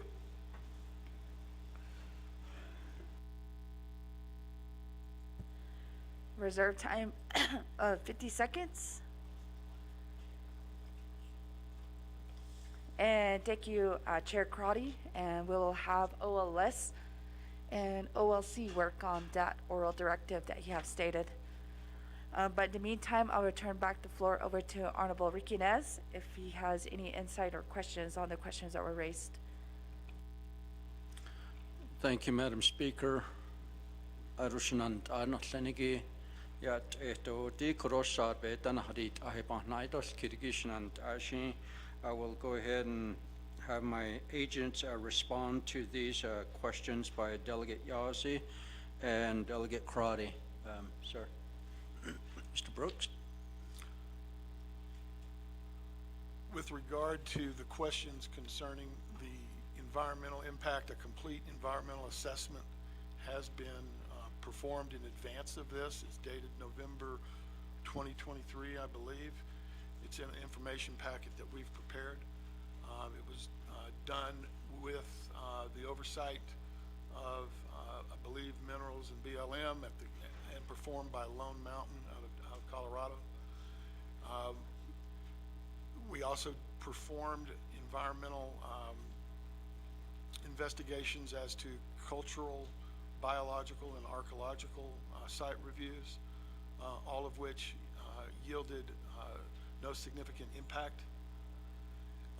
With regards to overall health, I believe that was a request also made at the NABI committee meeting at the DOT venue last week, where that was directed to the relevant health committee on the Navajo Nation. I think they've got 30 days to respond on that. We don't have any documents prepared to address that particular question. In regards to protecting your water, we protect the water in the best-in-class technology. There's usually two, sometimes three concrete and steel barriers between the well and any subsurface waters, potable or otherwise. If it comes to helium and hydrogen resources, I think that's kind of beyond the scope of this. We had a extensive effort to obtain operating leases for helium exploration, went through a exhaustive process previously. I believe I've got a chart that shows it's a 162-step process going through 8 different regulatory approvals in an iterative basis, both within federal and Navajo Nation. It was approved at the chapter, at the Navajo Nation Council, and was vetoed on by the prior president. So in terms of helium, right now we have no helium efforts on the nation because those leases have been denied. I would direct further, I think Rowena can give you a little bit more information on some of the other questions with regards to any environmental assessments of a programmatic nature.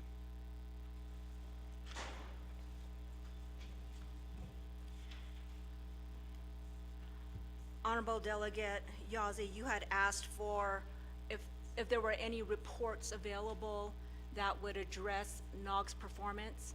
We do, the Navajo Nation Minerals Department does have a program, the Oil and Gas Inspection and Enforcement Program, where our inspectors inspect the oil and gas wells on the Navajo Nation. If there are issues identified with the operators, they issue notices of non-compliance. I can review the files and send you any of those notices of non-compliance.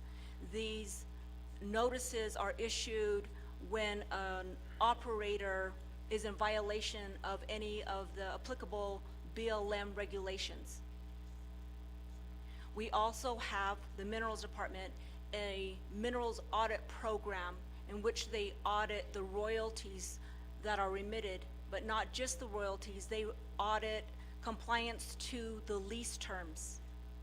So the regulations that are followed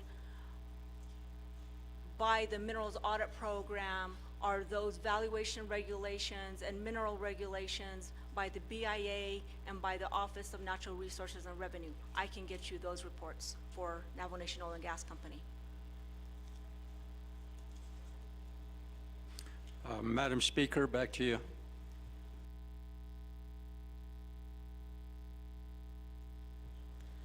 Thank you, Honorable Riquinez, for your responses. And back to Honorable Crotty's questions. And OLS, Office of Legislative Services, did confirm that the directives that were made from Nabikia Ticket Committee, the reports, we have not received any of those written reports. And Office of Legislative Services will be sending out the legislation that did cite who are the shareholders. However, it is unclear of what the meeting dates are because from the Office of the Speaker, I don't offer any type of ORTs for shareholder purposes meetings. So I wouldn't have that information on the travel dates or also the amount of money being paid. So that would probably go back to Mr. Brooks if he does have that information of meeting dates.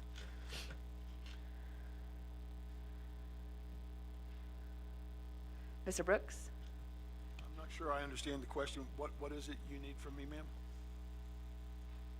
Honorable Crotty raised a question, how many meetings are being held with shareholders and also the amount of stipends. Okay, I think we typically have two meetings a year.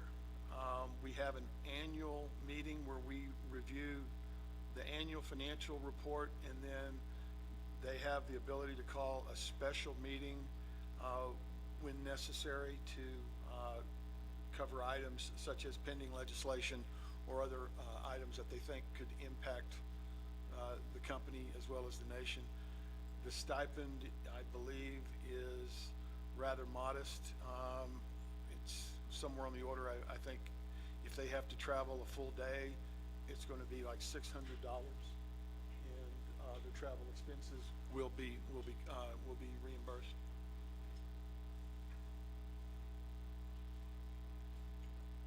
And thank you, Mr. Brooks. And colleagues, as mentioned, Office of Legislative Services will send out that resolution of the shareholders. And we'll go forth with who's in queue. Honorable Simonson. Was that a point of privilege? Point of privilege raised by Honorable Crotty. Yes, thank you. Shadeja, please, so the information that I'm requesting through my point of privilege was what is the update in terms of who are on the Navajo Nation oil and gas shareholder? And in particular, I'm looking to see if our staff can identify how the shareholders are then reporting back to the committees they represent. Thank you, Shadija. That was my request. And I appreciate Mr. Brooks providing his best guess on how many times the shareholders meet.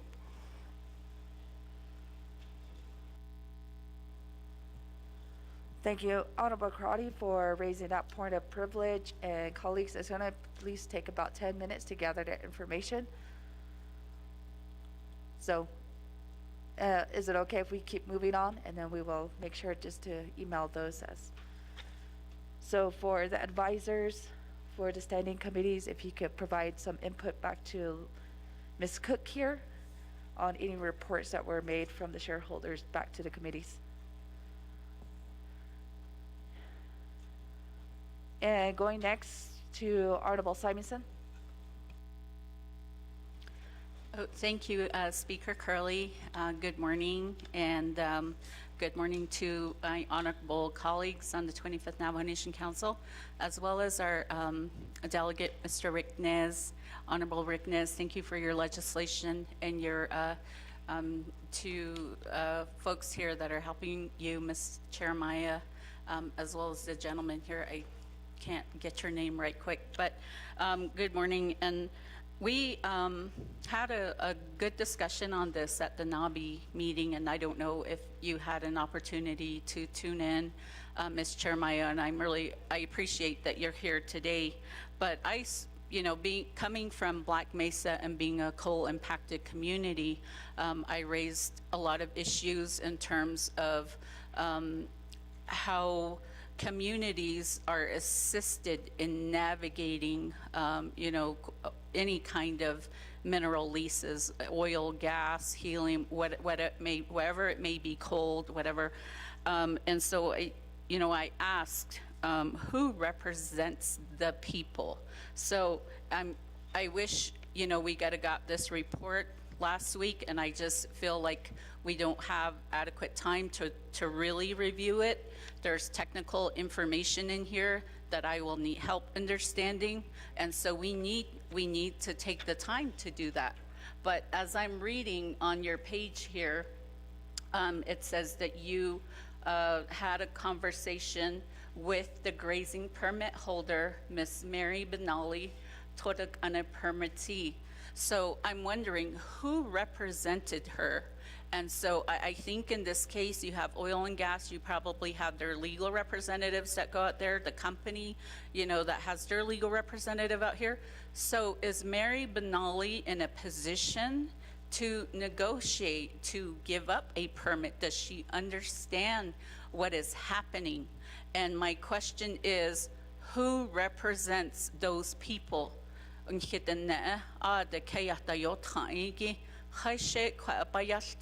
represents them? And so I'm seeing just over and over, and I realized when I was out at Peabody site, the families there mentioned that they each negotiated their own, whatever it is they were going to get. And one individual said some families did better than others in negotiating. So I'm really concerned that we just allow companies to go out onto our homelands and just negotiate with our elders. And you have legal folks probably going out there. So last week during NABI, there was a request from previous meeting that we get a public forum on this. And so they shared with us a flyer that Navajo Oil and Gas put out to the community to say that there was going to be a forum. But within that flyer, they were also giving out pellets and propane. So in the words of my my colleague here, it appeared to him like that was bribery. So if you're already going out there and you're already, getting approval of people and you're giving them something. So yes, I get that they give those kind of help, that they give that kind of help all across the Navajo Nation. But why on that day where this forum is taking place? So again, we need the third party, independent folks to be involved here.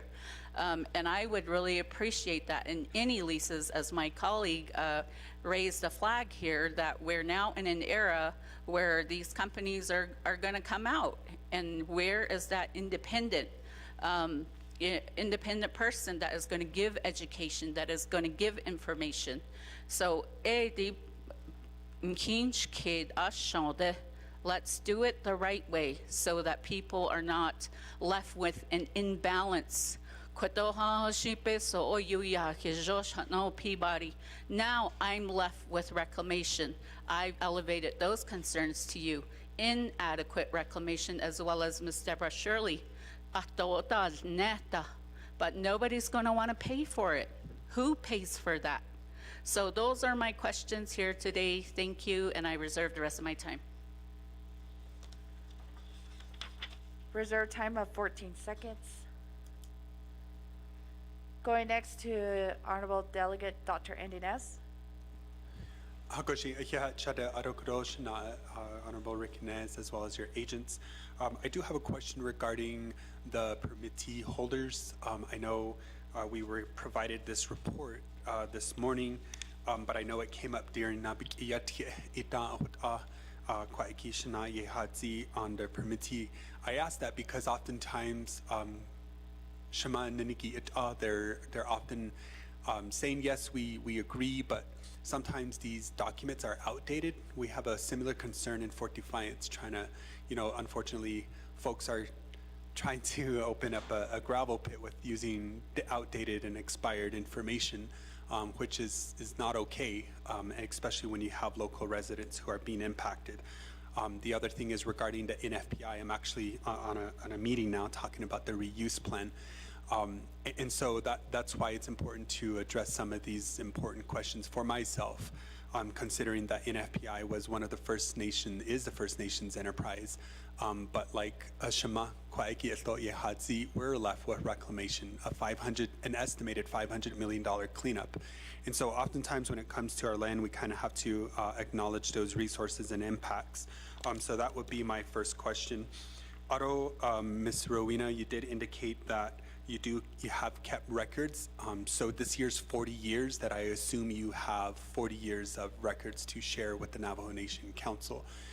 In your response, my question then becomes, of any affected areas of our land, does the Mineral Department keep track of that data? And at what point do you advise the council or any of the leadership that we have to think of alternatives?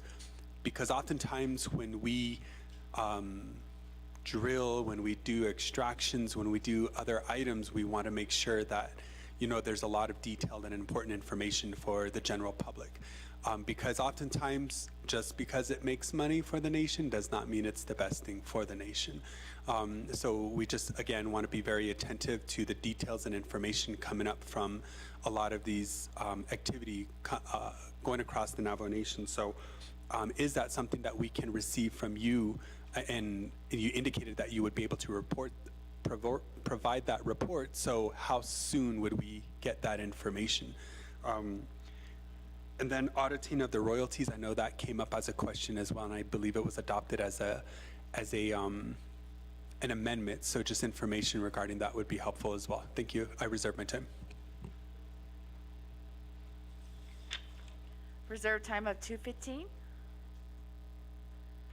Going next to Honorable Shauna Antlaw. Thank you, Shadeja. And then thank you to Shana, Honorable Rick Nez, Ms. Jeremiah, and then Navajo Oil and Gas. The question I have is if I could have an explanation from Ms. Jeremiah, so to educate those that are listening online and those in attendance here, what would be the process to begin the renegotiation for royalty rates? So given that this is a BIA lease, and once this legislation, let's say it passes, what would be the beginning to renegotiate those royalty rates? And then also, just a clarification, we did hear that at this time, there will be no helium. However, in the lease, that is a clear copy. If I can just get clarification, stating that, are you not going to pursue helium? Because within the lease, under number 10, it says helium public emergency. And so in here, the agreement is that helium gas, carbon dioxide gas, and other natural gases are included under the term gas as used in this lease. So are you stating that you're not going to get helium, or you're just not pursuing it at this time due to federal restrictions? And then going back to the comments on December 3rd, 2024, under the public hearing, we only received the sign-in sheets and a flyer. So where are the comments that were submitted by the public? If we could have that entered into the exhibits as well. So at this time, I'll reserve the rest of my time. Thank you.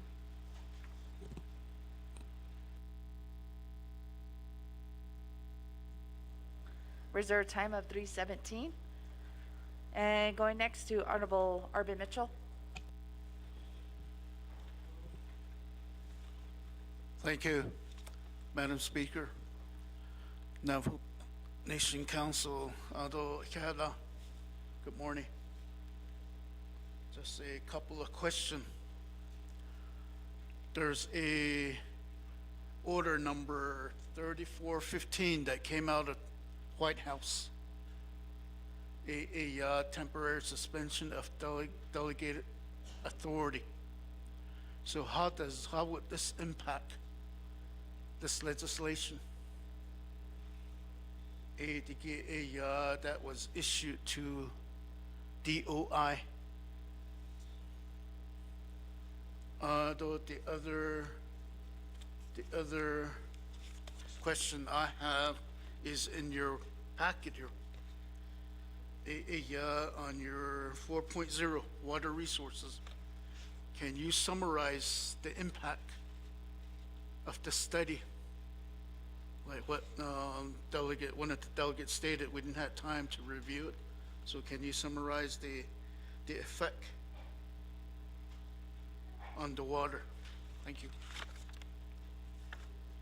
Save time.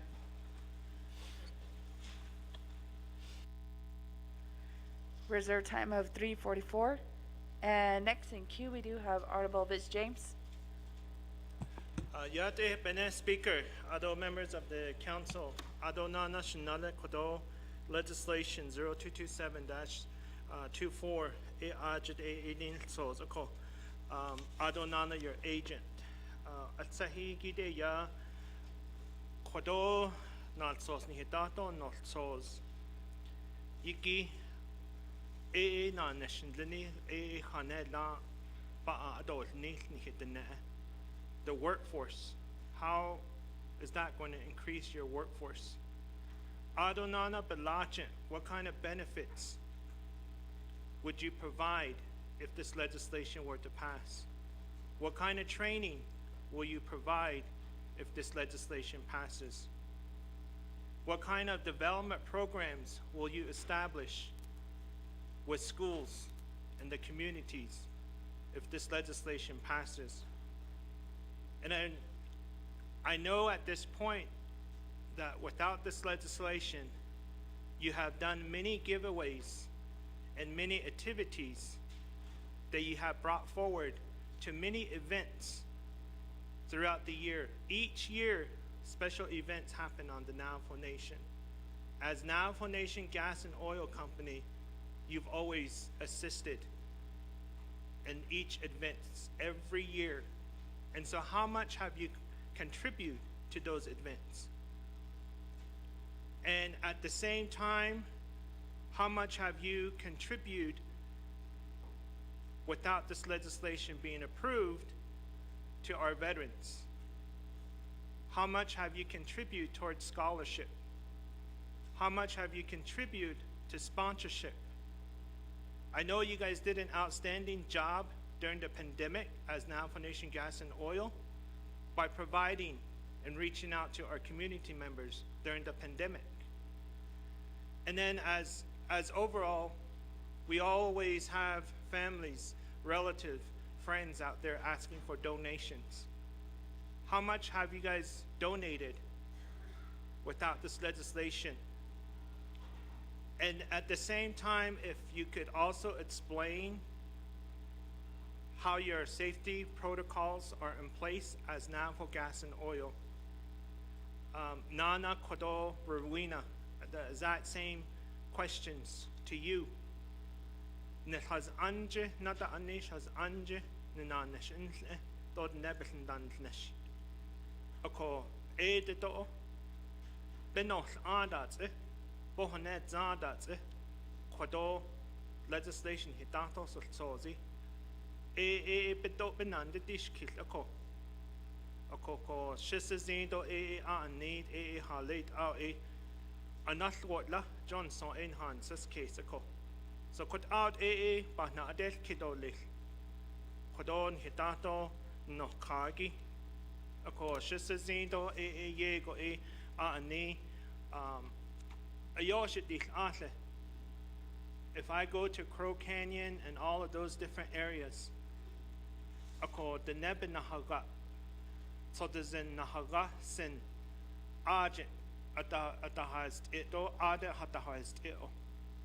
Being L piping o yo hondas hard ladle ekonan hit or nete don son ses case ako those petroglyphs in that whole canyon area, in that area, in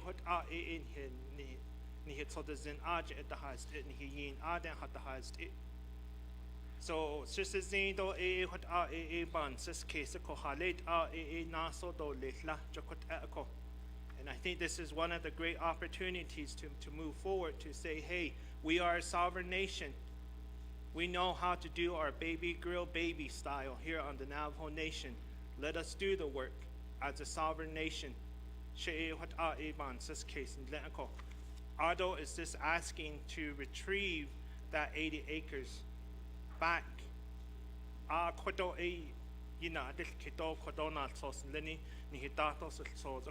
Which was initially given to Navajo Nation Gas and Oil from the get-go. And then chapter resolutions, supporting resolution, so in this case, so for us to vote on it and see how we make a decision as the 25th Navajo Nation.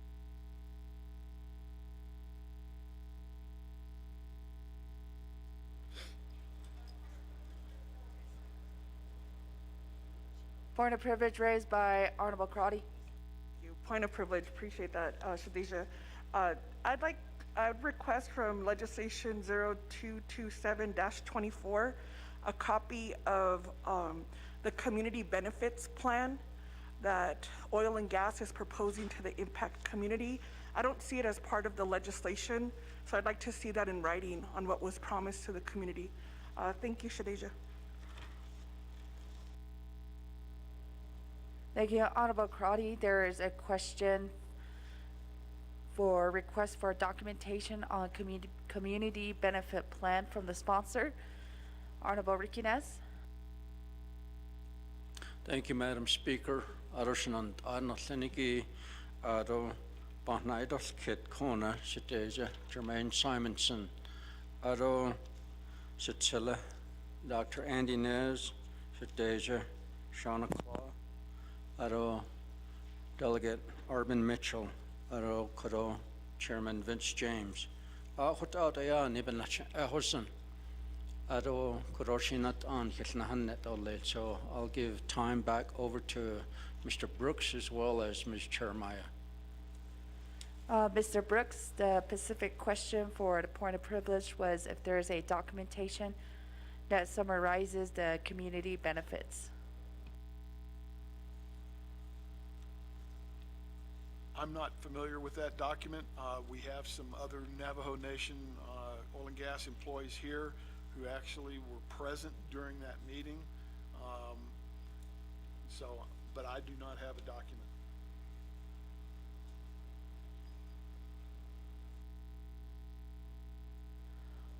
Honorable Crotty. there is from Mr. Brooks that there is no document that states the community benefits. Yes, thank you, Speaker. And so that's my concern, that the company continues not to put in writing how they'll support the community that's been impacted. Thank you. Thank you, Honorable Crotty. And we have Honorable Helena Nez-Begay in queue. Oh, good morning, everyone. Yeah, I'm hearing all the concerns and issues from the floor, and you know, being around NGS for 52 years and growing up and seeing everybody employment there and people benefit from it, and some have good lives now. So it's just the safety of how you perform your job on the site. Anywhere you go, it's like that. And you know, they have more safety equipments nowadays than they did back in the older days. But one thing I wanted to bring out is that as HESI members, we went down to Montezuma Creek and we visit the medical center there, and then we went over to the high school, to White Horse High School there. And I remember them saying that they have some of their students that go out on the oil field, and they from there they have a on the job training thing that you know, that helps them get employment there. So you know, with a rural area like that, you know, our people travel a distance to have employment. So with White Horse High School doing that, you know, they're preparing these young students to have a job right there on the field, and some of them are they even go on that job during the summer when they're not going to school. So, and then some of them are sent off to vocational school so they can come back, and the company, I know they mentioned that they were helping the students, you know, further their education with that, which is good. I mean, we have, anything helps when you're in the rural area, because I live in the rural area, and I know and their employment, and everybody needs money to get by, and to, you know, everything is high cost now, and the students there, I know they mentioned that they were working with their students like that, which is really great. Not just only there, they can also, you know, travel elsewhere, but you guys are giving them the opportunity to train them there so they can find job elsewhere. So, and that's what I just want to mention that. And yeah, Speaker, back to you.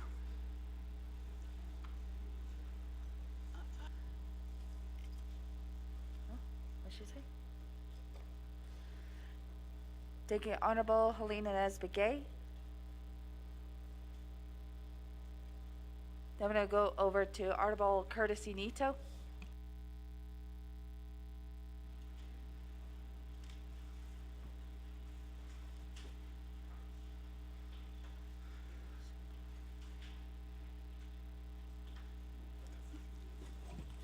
Okay, I'm sorry that I wasn't listening. Thank you for your legislation here, Rick Nez, and then your agents there. You know, on this, the whole thing that we're talking about, you know, just like the prayer that was been presented this morning,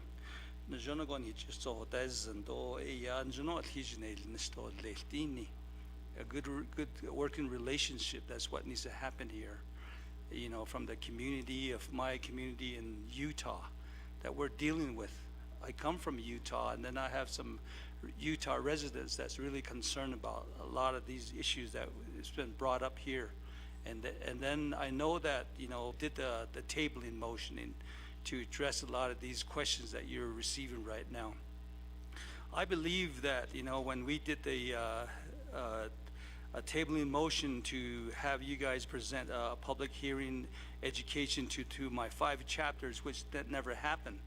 I know that you guys had you're indicating that you had a meeting on December 3 with the Red Mesa, and there your agenda says March 3, 2004, which I don't know how many years ago that happened. And in there, it doesn't even indicate the legislation 0027-24. And then on that signature, there was none from Mexican Water chapter or Red Mesa or other chapters attended that meeting. You can see on the sign-in sheet, there was all Red Mesa, and then 2 from Montezuma Creek. And and I don't even have a minutes on that, that you guys didn't provide here. And then along with the Northern Agency meeting that you're referring to, on that meeting with the Northern Agency Grazing Committee, that's been held over there. And then on there, as you can see, in the back of the sign-in sheet of March 14, none of my representation from Mexican Water was present. Even my district grazing committee never signed on the sign-in sheet. So all this information that you provide, I don't get minutes on there either. And that's what's been asked about you. And then you indicate that you guys attended a meeting over in Mexican Water. You have a signature here of Leonard L. Sosi and Miss DeHosey.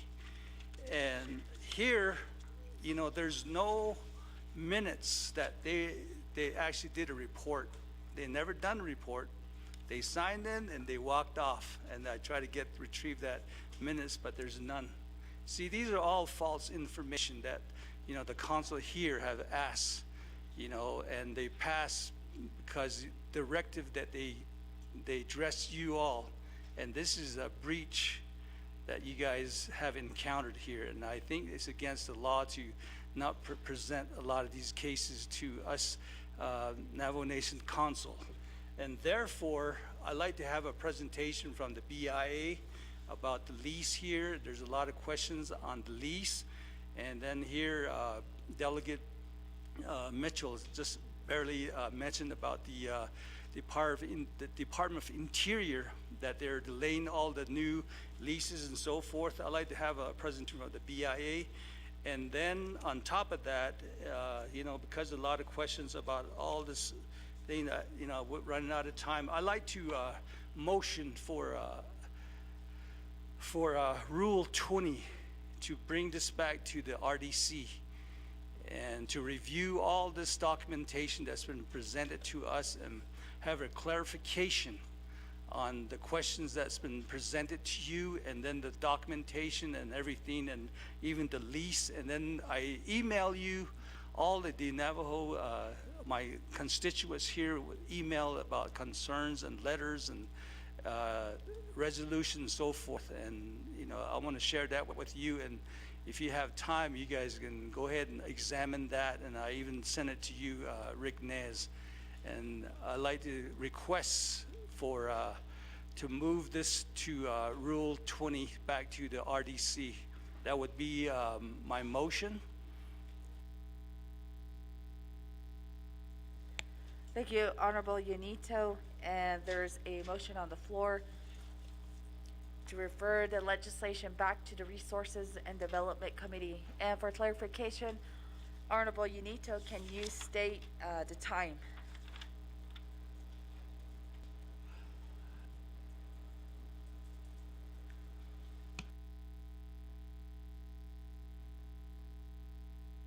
Response, because we got a lot of documentation to review, because we have questions all the way from Washington down here, and then with the leases and how we want to renegotiate the moratorium resolution that's been presented from the Mexican Water chapter.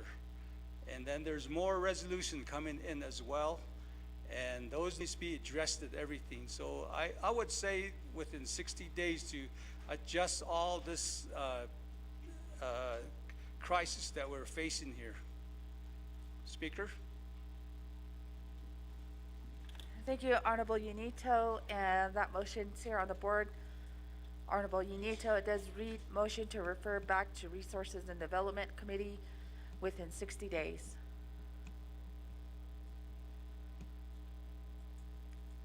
And is there a second? Second by Honorable Sherilyn Yazzie.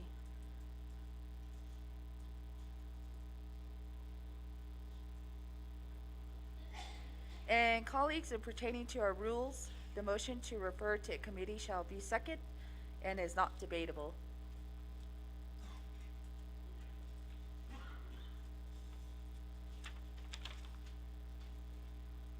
And we will go to a vote, and it will require a majority vote by the council. Staff, if you could put up the voting screen.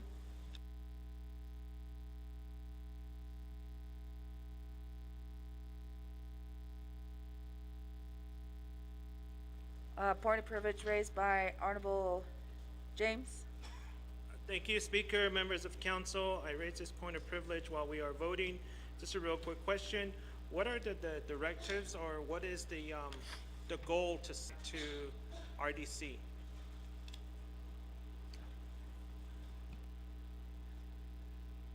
Honorable Unito, if you can specify the action that will be taken place by the Resources and Development Committee, so we can include that here in the motion. You know, we requested for like a study. These guys said there's no spring up there, and that's false information. There is a spring up there. And then, you know, we requested for a mineral department to come and do a report on the lease and how all the leasemen communicated. And then on top of that lease too, the 80 acres, you know, it was mentioned to the permittees that this is the original lease, that's part of the lease, but that lease was relinquished to the Navajo Nation. We own that portion of the 80 acres. That's not explained. Honorable Unito, if you can just specify the documentation that will be considered at Resources and Development Committee. Okay, and then we asked for a statement from the grazing permit holders, and then we asked for the tax and the revenues, and then the royalties, and renegotiating the lease here. How are we going to renegotiate and just you know, examine all the documentation that's been forwarded to us, because there's a big questions on it. Those would be my directive with the public hearing.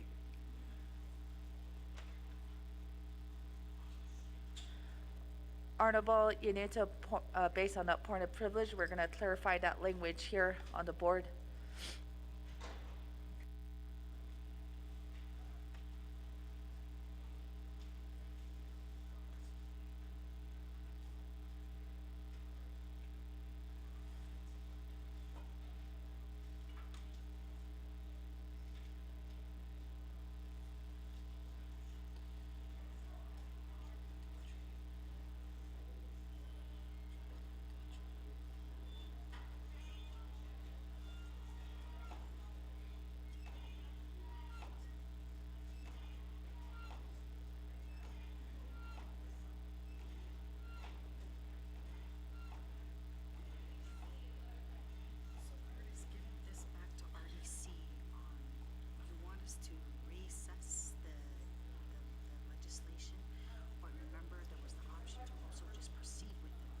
Yeah, the time expired, so I have to do a roll call.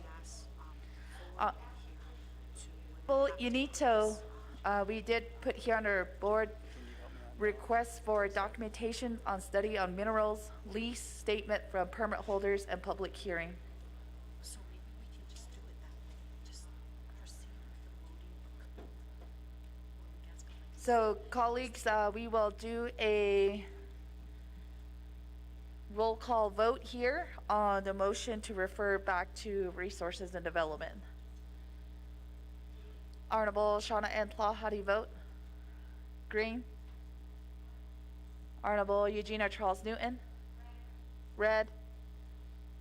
Honorable Amber Kismbach Crotty? Votes green. Honorable Lester Yazzie? Red. Honorable Brenda Jesus? Votes green. Honorable Dr. Andy Nez votes green. Honorable Delegate Nathan Nota? Green. Honorable Shondine Parrish? Red. Honorable Jermaine Simonson? Green. Honorable Danny Simpson? Red. Honorable Carl Slater?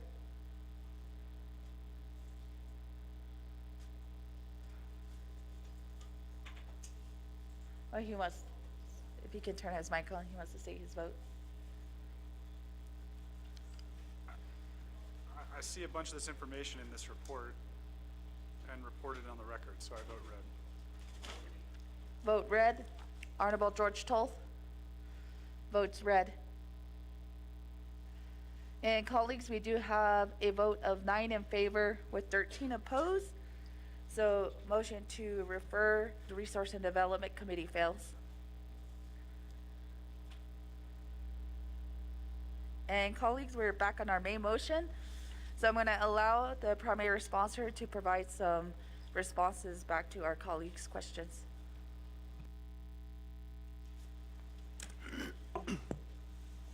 Thank you, Madam Speaker.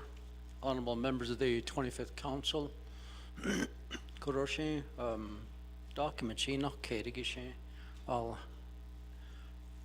allow my agents to respond. Well, first off, there is a sequence that we thought we were following.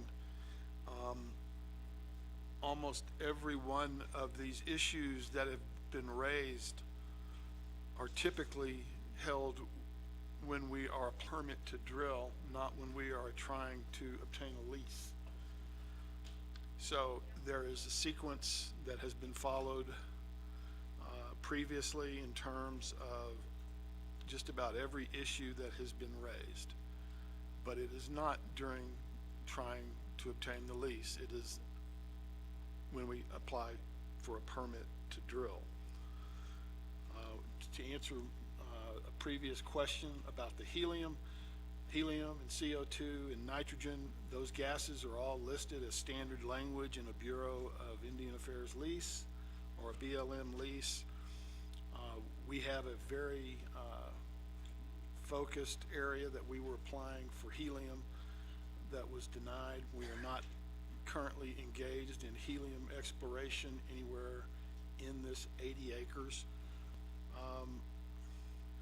There was a question raised about a Department of Interior suspension order and the impact. I'm not familiar with that impact, so I can't, or that order, so I can't really respond to it. Honorable Delegate James asked questions about our scholarships and sponsorships. On a recurring basis, there's two $10,000 a year scholarship awards that the nation provides as part of its lease obligations. Last year, we, in terms of sponsorships, scholarships, and outright donations, Navajo Nation Oil and Gas Company provided in excess of $600,000 to various charitable organizations and outright donations to people in need. We've also created a Hojo Foundation where we are funding a scholarship funds on an ongoing basis. So those are all things that we take real seriously. And in terms of documenting community benefits, you know, the employment that we have 83 employees in Navajo Nation Oil and Gas. 79 of them are Navajo. We have them in our upstream, which is where we operate wells. We have them in our midstream, where we operate the pipelines. We have them in the downstream, where we sell gasoline, diesel, and food and beverages at our convenience stores, often at underserved communities. So we take our community benefits seriously, They come as a byproduct of us successfully executing our business plan, not just by handing out money, which would be a dissipation of company assets, which would be counter to law. So we have this, and we will continue to do this.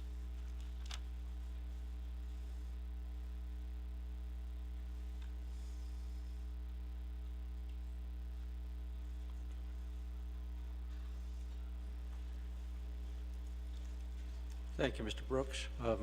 Speaker, I'd like to give us some time to Ms. Chermaya. I'd like to take this opportunity, some answers to the questions that the honorable delegates posed. Honorable Delegate Simonson, you had asked about our engagement with communities and how we need to make that better in the negotiation process and other processes that happen on Navajo. I agree that we need to improve on the processes, especially that are in place to engage more community involvement. Right now, there is really no process. The Minerals Department has been doing its best to speak with communities as we're invited by communities, invited by chapters, invited by schools. We provide that information, but we do need to improve on that in getting the word out and having more educational information available. We haven't just been thinking about doing this on a community level, but also within our own Navajo Nation for the branches.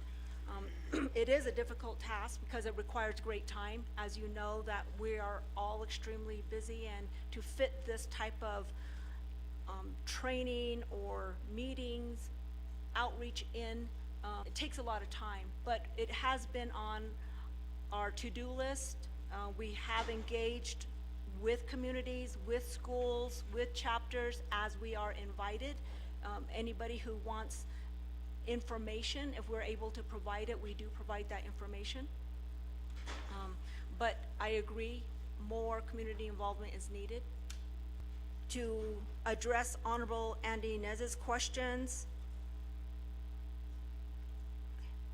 the reports that were provided, you had indicated that some of them may be outdated. I think that you're referring to what we provided in the package, or what NOG provided in the package that was given to you this morning.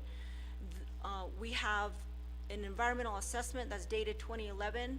That's just an example of the last full environmental assessment that was performed on the lease. There is also a programmatic environmental assessment that was provided last year or performed in 2023. That's in the packet. That is current, and it does cover the current lease and the request for the amendment to the lease, the 80 acres. There's also a sustainability report in the packet, which is current. It addresses everything that is of concern, land, the water, the plants, the animals, the impacts to the people in the area. This was performed by an outside entity and then reviewed by the BIA, the BLM, the Navajo Nation's regulatory departments, including Fish and Wildlife and Heritage and Historic Preservation departments. Your second question was referring to whether our Minerals Department had information or data back 40 years, and I have to answer no, because the Minerals Department or the Minerals Audit Program and the Oil and Gas Inspection Program were not created 40 years ago. So we would only be able to provide information since the time that our programs came into existence, which is for the Oil and Gas Inspection Programs in 1982 and the Minerals Audit Program, Minerals Audit Program 1982, Oil and Gas Inspection Program 1984. Honorable Delegate Clark, you wanted an explanation for the process for renegotiating royalty rates.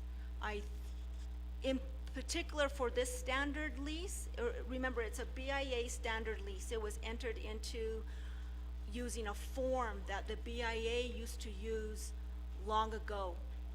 So under the current Indian Mineral Development Act of 1982, that's when tribes were able to begin negotiating their own terms. And we differentiate between those two types of leases by calling one a standard lease and calling one a non-standard lease, or either an operating agreement.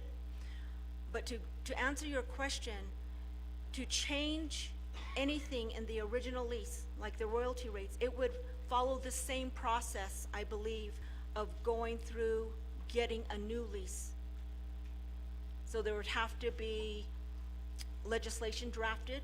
It would have to go through the 164 review process, RDC, NABI, council, president would have to approve it, and then final authority still would lie with the Bureau of Indian Affairs. Honorable Arvin Mitchell, you asked about this order that came out from the Department of Interior just a few days ago.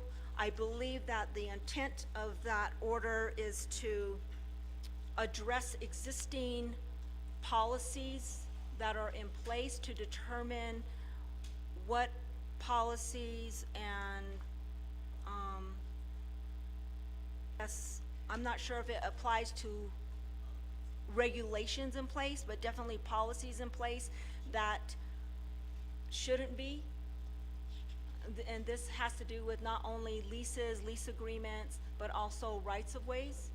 And then it sounds like there's an emphasis on renewable energy leases, but that's all the information we have. It's just a temporary suspension while the Department of Interior reviews these policies and maybe leases. It's not set to be permanently in place. So I don't think that it affects anything that we're doing here, because we have to go through our own Navajo Nation processes before it goes to the Department of Interior. So with or without this order from the Department of Interior, still be going through the process today. Honorable James, to answer your questions, you asked, excuse me, you asked NOG for some information on their community benefits, workforce impacts, any kind of training, developmental programs with their schools, et cetera. And then you said the same questions you were asking of me.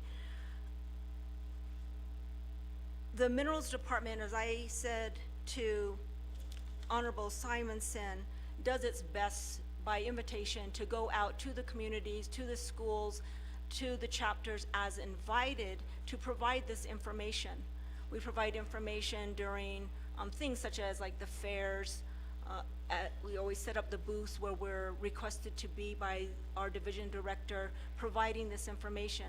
And as I said earlier to Delegate Simonson, that there does need to be more. I do agree with you and everyone who has that same position on educating and advising our community members on mineral development, and not just mineral development, but particularly mineral development.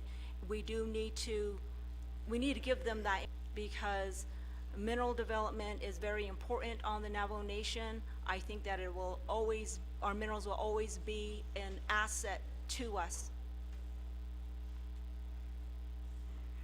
Thank you to Honorable Delegate Helena Nesbegay for your comments, your positive comments on the training and on-the-job activities that you have experienced. I think I addressed everyone's questions. Thank you. Thank you, Ms. Jeremiah, Mr. Brooks as well. And na Lenige Nahake San got and Iros Kiriki Dobke Haranst Era Adon Detta Aushin Hinanish were lawmakers Ado Belanda Itle, and all of our enterprises, they have to follow Navajo Nation laws as well as federal laws hot out the ilnish go ba hunsen do ani e ha di koro beso ya nahin tehegi e nerego beda ilni. We allocate these monies back to our communities and certain programs. Hot abe de ilnish go ba hunsen do ba hunsen ko. Shin khait or set a letting heben holdne. Aja beshmas an nothing she sponsored a hunchly at ocean height or slashing red or green vote, that would be up to you, Shanant. So Naidos Kiros so back to you, Speaker. Thank you. Thank you, Honorable Nez. And I am going to allow Ms. also to answer the question that was raised on the leasing of this project that was raised by Honorable Unito. So Ms. Shirley is here with us. So Honorable Nez, if we could make room for her down at presenters table.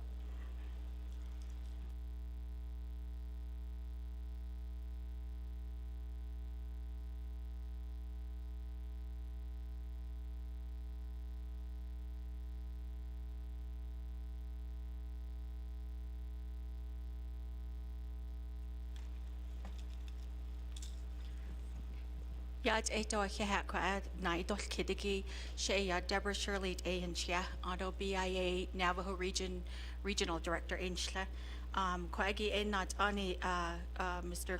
Council Delegate Curtis Yanito a shingso kwagi na idol kid regarding BIA lease. The question I believe you asked about was the lease and the executive orders that are in place. The secretarial order that came from the Secretary of the Interior's office, and that's Secretarial Order number 3415. On that secretarial order, there were a number, I believe there are about 6 or 7 items that were identified regarding the lease, the process where there's a temporary pause or a temporary suspension on the final approval of these leases.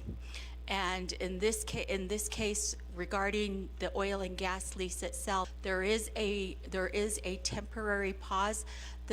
Usually when there's a new administration that onboards, like when Biden administration onboarded 4 years ago, they paused everything so that their staffing can get acclimated or they can get up to speed on the various different leases or approvals of rights of way or easements or NEPAs.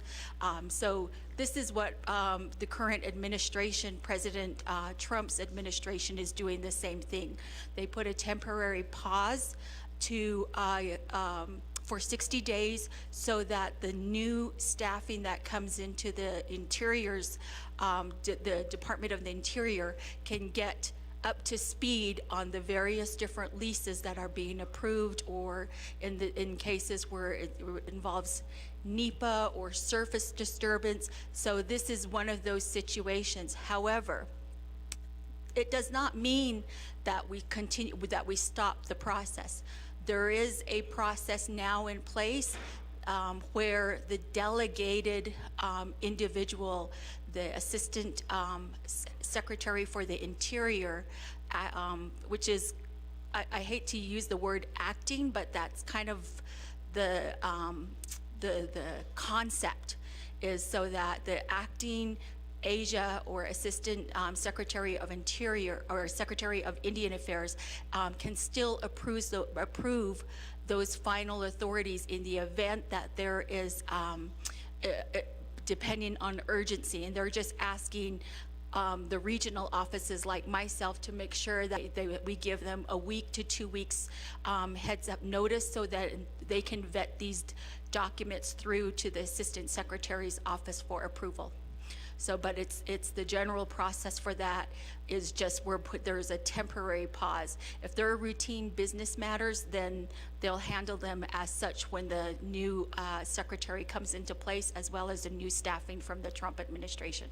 But in the event there's urgency, for example, if it's involving money, like $15 million is on pause because you know, it's holding up a project, something similar to that, then there is a vetting process that we're going through, and I've been elevating some of these issues that have been coming through for the Navajo Nation to the Assistant Secretary's office, and we're vetting them through, and it's taking about a week to a week and a half to get them through for final approval. That's all I have. Thank you, Ms. Shirley. And colleagues, I'm going to go back to who's in queue here. Thank you, Ms. Shirley. Next in queue, we do have Honorable Nathan Nota. Yate Cat, Speaker. And to the panel, welcome to Navajo Nation Council. I have several questions. First off, what is the length of this new agreement? Also, potentially, what's the amount that this has potentially to bring to the tribe in terms of royalties, in terms of funds, and those types of monies? And then my last question to Rowena Jeremiah. When you do these negotiations, do you negotiate just for the nation? And I think you answered part of this earlier, but do you negotiate for the communities as well, like the chapter houses? Is that your responsibility? And if not, whose responsibility is that?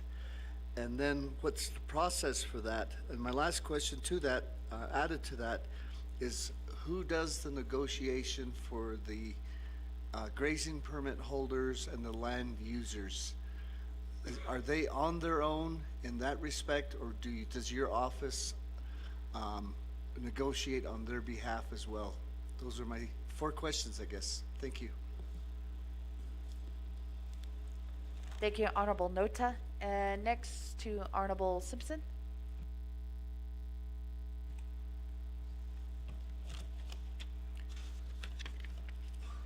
Thank you, Madam Speaker, members of the 25th Council, Aro and Shana, Delegate Nez, thank you for sponsoring this legislation here. Aro, so Kedo, de Northline, Ayate Bene. Members of the 25th Council, this legislation is before us now.